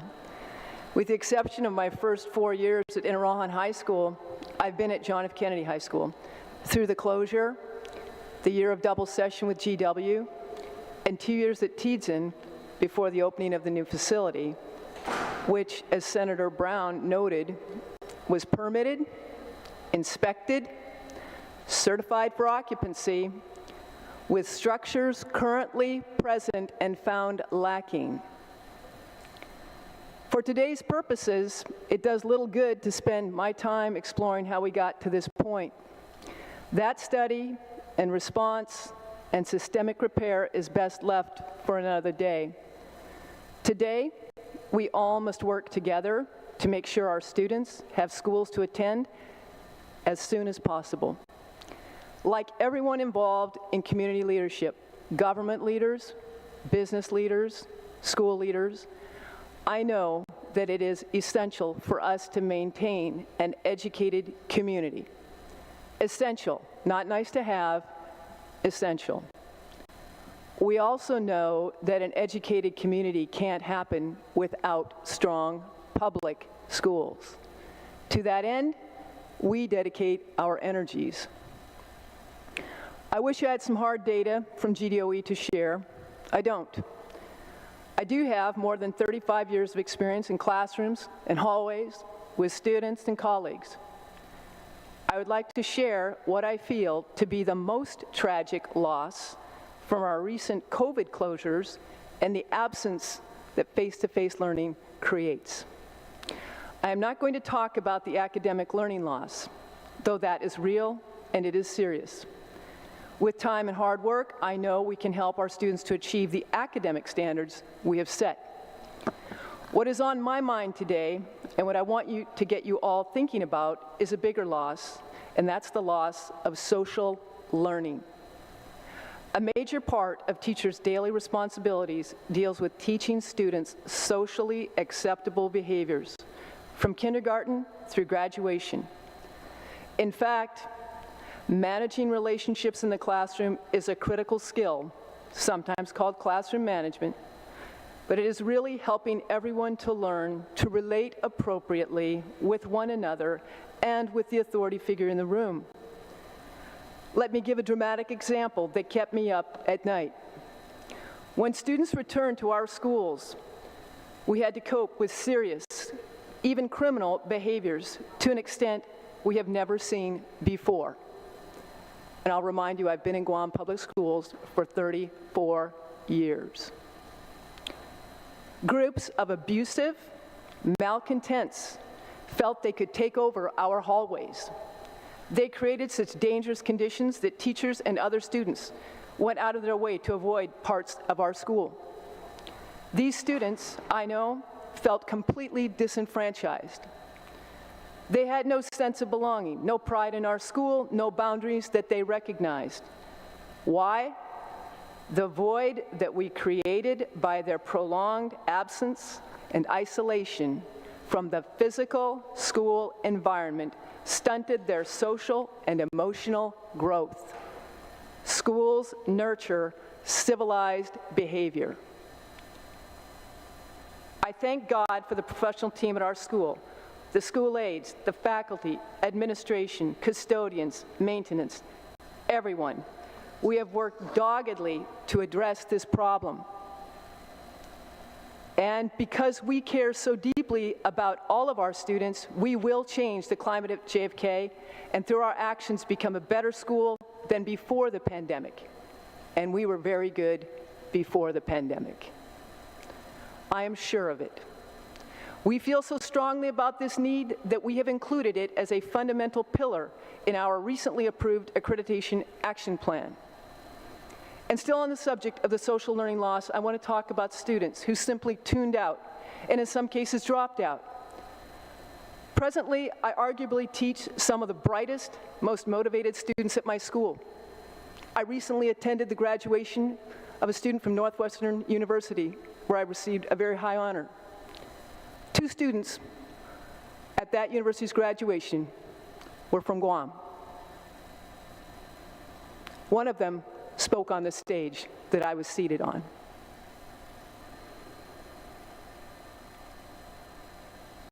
So teaching these most motivated students, I still struggled to hold on to them, to keep them with me. Even with parent and guardian support, some students just couldn't cope, and I think we heard that from these other people that spoke recently. Educators saw issues that ran the entire tragic spectrum of emotional damage for kids, from depression and suicidal thoughts during online instruction to wild, beyond control behavior when we return to our campus. The positive relationships that we create in physical classrooms, the synergistic flow of energy, cannot be replicated through an online environment. This we now know. We did the experiment. While the pandemic, a worldwide catastrophe, gave us little choice, our current situation is different. We must recognize this. Of course, no one endorses placing students in unsafe conditions. I can regale you with tales of catching snakes in the former chemistry room of the old JFK. I can talk to you about dead rats under the podium of my classroom. I can talk to you about beetle nut clogged drinking fountains in the old school. I can talk to you of horrific conditions that make great stories. But please, let's look at that list, the official checklist that enthusiastic inspectors are employing at schools. Where did it come from? What are the specifics? Everyone should know these. Are all of those demerit items serious enough to take kids away from their classrooms? Can some things, like light showing around a door, be addressed later? Curtain rods? There must be a more targeted, sensible approach to solve the original problem. Long-term grievous neglect, and I exclude JFK in that, because that school has not been neglected. The issues being identified, many of them were permitted and approved for occupancy when that building was built. Operating from first principles, let's address what are truly unsafe conditions: the sewage and plumbing matters, electrical hazards, and structural failures. Absolutely. Ensure the restrooms are clean and provided with tissue, soap, hand towels, or electrical dryers. This is essential. This mass closing of schools for questionable offenses feels contrary to the goal of supporting teachers and students, and I certainly don't believe that was your intention. Thank you. Thank you. Derek Santos.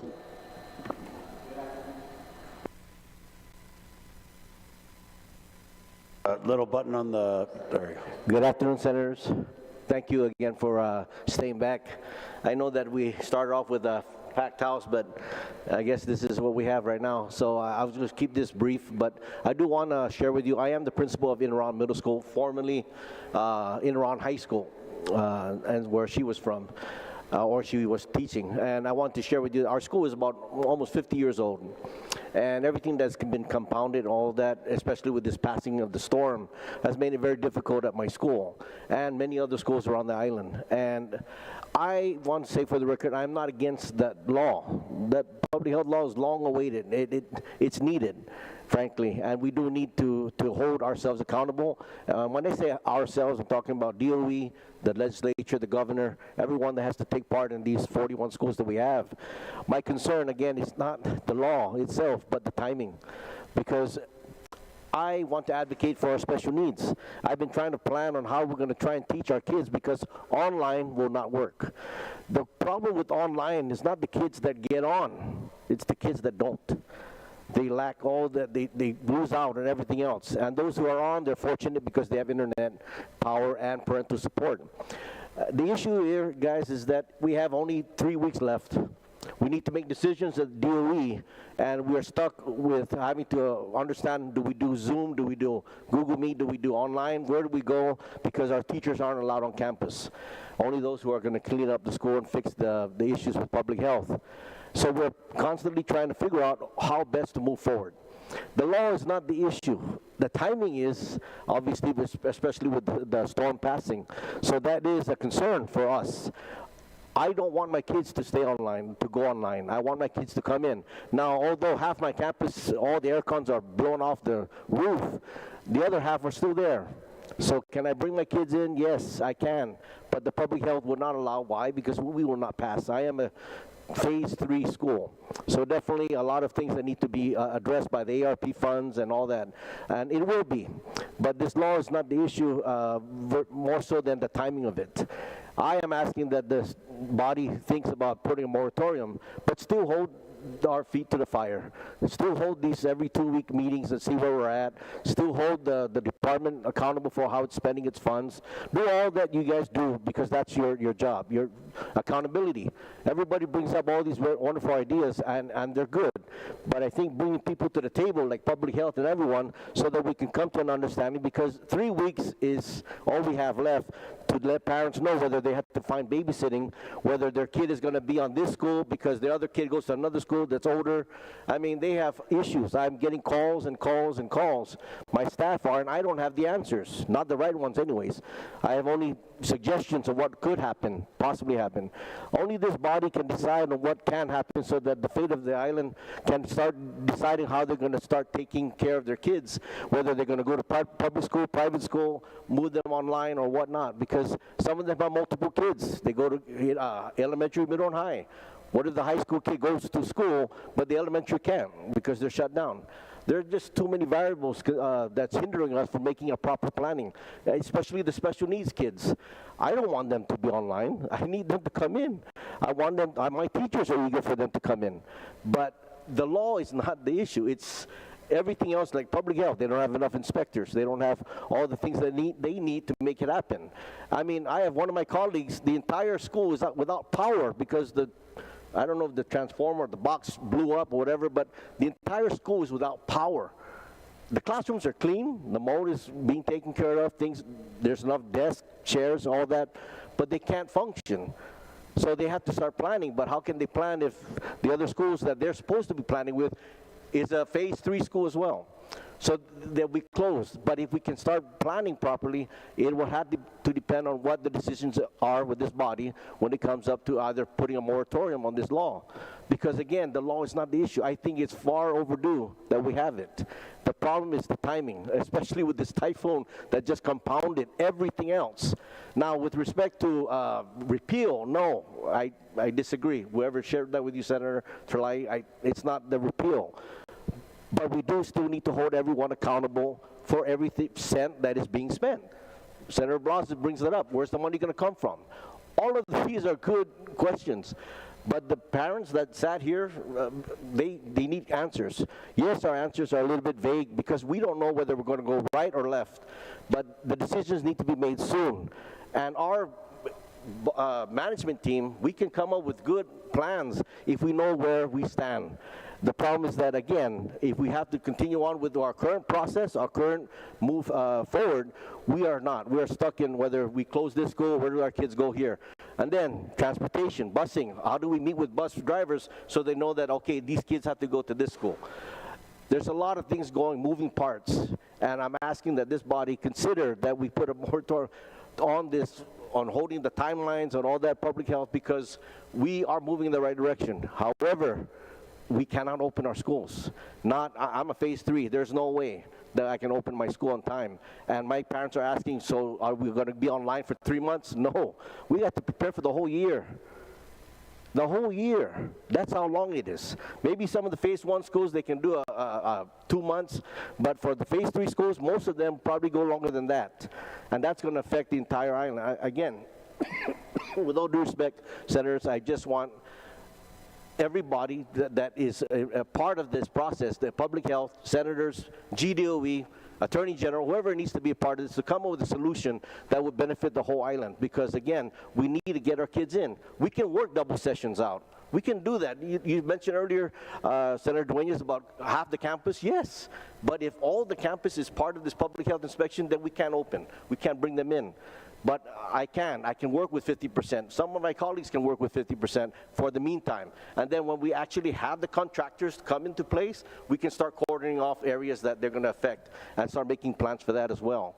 But this law is not the issue with respect to its intent. It's the timeliness, it's hard. And we need to make decisions soon. So I'm hoping that this body can consider that. Thank you. Thank you. Thank you very much, Mr. Santos, for your testimony. And I agree with you, the law is not the issue, and that's why we're just going to keep moving forward. I think to just address a lot of your concerns, I know that Public Health has inspected parts of a school that are being used and not examined or inspected other parts, just based on what I'm hearing from other Well, the issue, sir, classes. I'll just share with some of my colleagues, okay, just from what we talk about. Sure. It's not like a whole building is done. I have like 2 classrooms that in this building that can work, but the other classrooms, so it's not like you can cordon off just this one building. I have to move my kids around because this aircon works, this aircon works. It's in different buildings though. So I can't just cordon off one side of half the school campus and then, okay, we only use this. We have to say, okay, you use room 25. You guys can use room 8. You guys, so we have to spread it out because the ACs are down, ceiling tiles are falling, or mold, or all those other issues that public health are hitting us with, which again is supposed to be. The problem again is that at least my kids come to school versus them getting online. I am not more concerned about those who are online versus those who don't. If you look at the data, if they do get you data, 50% of the population don't get on. it's hard to find. And when they do get on, they don't pay attention. They don't understand. It's hard even for our teachers. And I don't even have service in EPAN. I can't even imagine in Milan.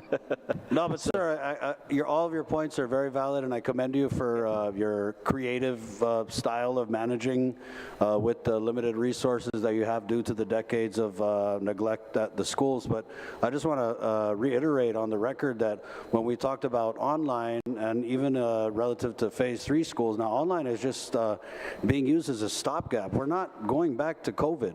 And I don't want to say it's apples and oranges, and I did want to kind of address what Mrs. Beausoleil said, but the pandemic and the social, mental health issues that were compounded by online learning, it's a little different now because back in the pandemic, we all felt like we were going to die because of that isolation. And so there were these different mental health and social issues that were compounded and exacerbated that isolation by online learning. But this is a completely different situation in that we are only using a short-term learning mode change to accommodate this long-term goal to include the phase 3 schools, right? So you're saying you're preparing for the whole year, but what GDOE is saying is that we're trying to get as many schools up to par to be inspected, to be passed, to be open so that we can have students from Interlawn Middle double session, right? Theoretically, that's the intent. Of course, right, yes. It all has to do with that, the timing of the law. Yes. It's not a bad law. It's a good one. It's long overdue. Thank you, sir. It's just making sure. Sir, there's 12 phase 3 schools. 12. We're not talking about 1 or 2. There's I know 12. My children go to one of them. Yes. Yeah, and Deal so Paris. what I'm saying is that, again, I would rather these kids come to school than to put them online, even if it's for a semester or so. It's long. It's too much. They've lost a lot of education. And so we need to plan properly at DOE, but we need to know where we're going to go with this. No, I agree, and we're all asking all the questions you're asking, I'm asking, all the parents around the island are asking, but the problem is, as we get closer to the opening of schools, there are so many things happening. If you heard the testimony, right? I mean, we've got schools that are phase 2 that could easily become phase 1, and you know, and I'm going to be optimistic because we are really going. I'm going to.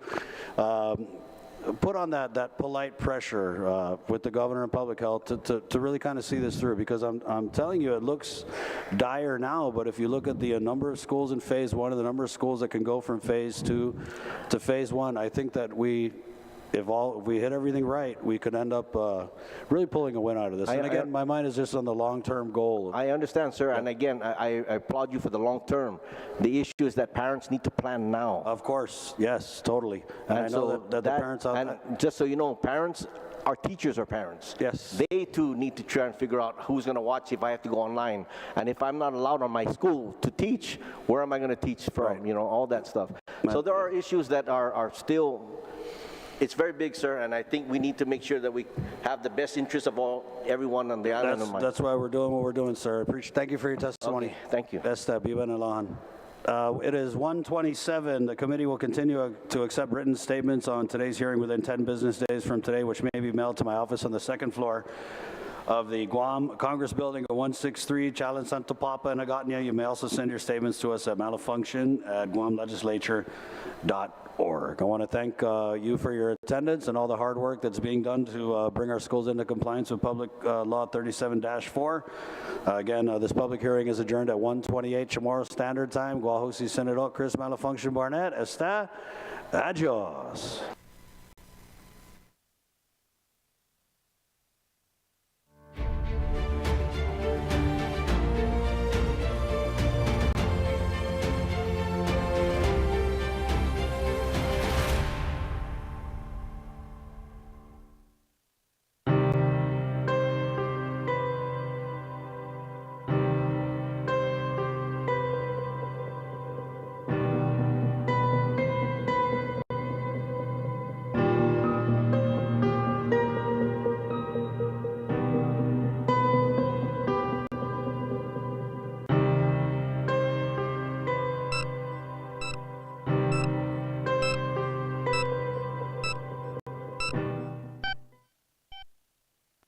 Ilinala Ipalawan, Sinyabula, Minaleknya, Agen Bravo, Itata Taunya. Yet cervical cancer continues to pose a constant risk to women today due to low awareness. Cervical cancer pasiye masek lan matan sa kantilok niya.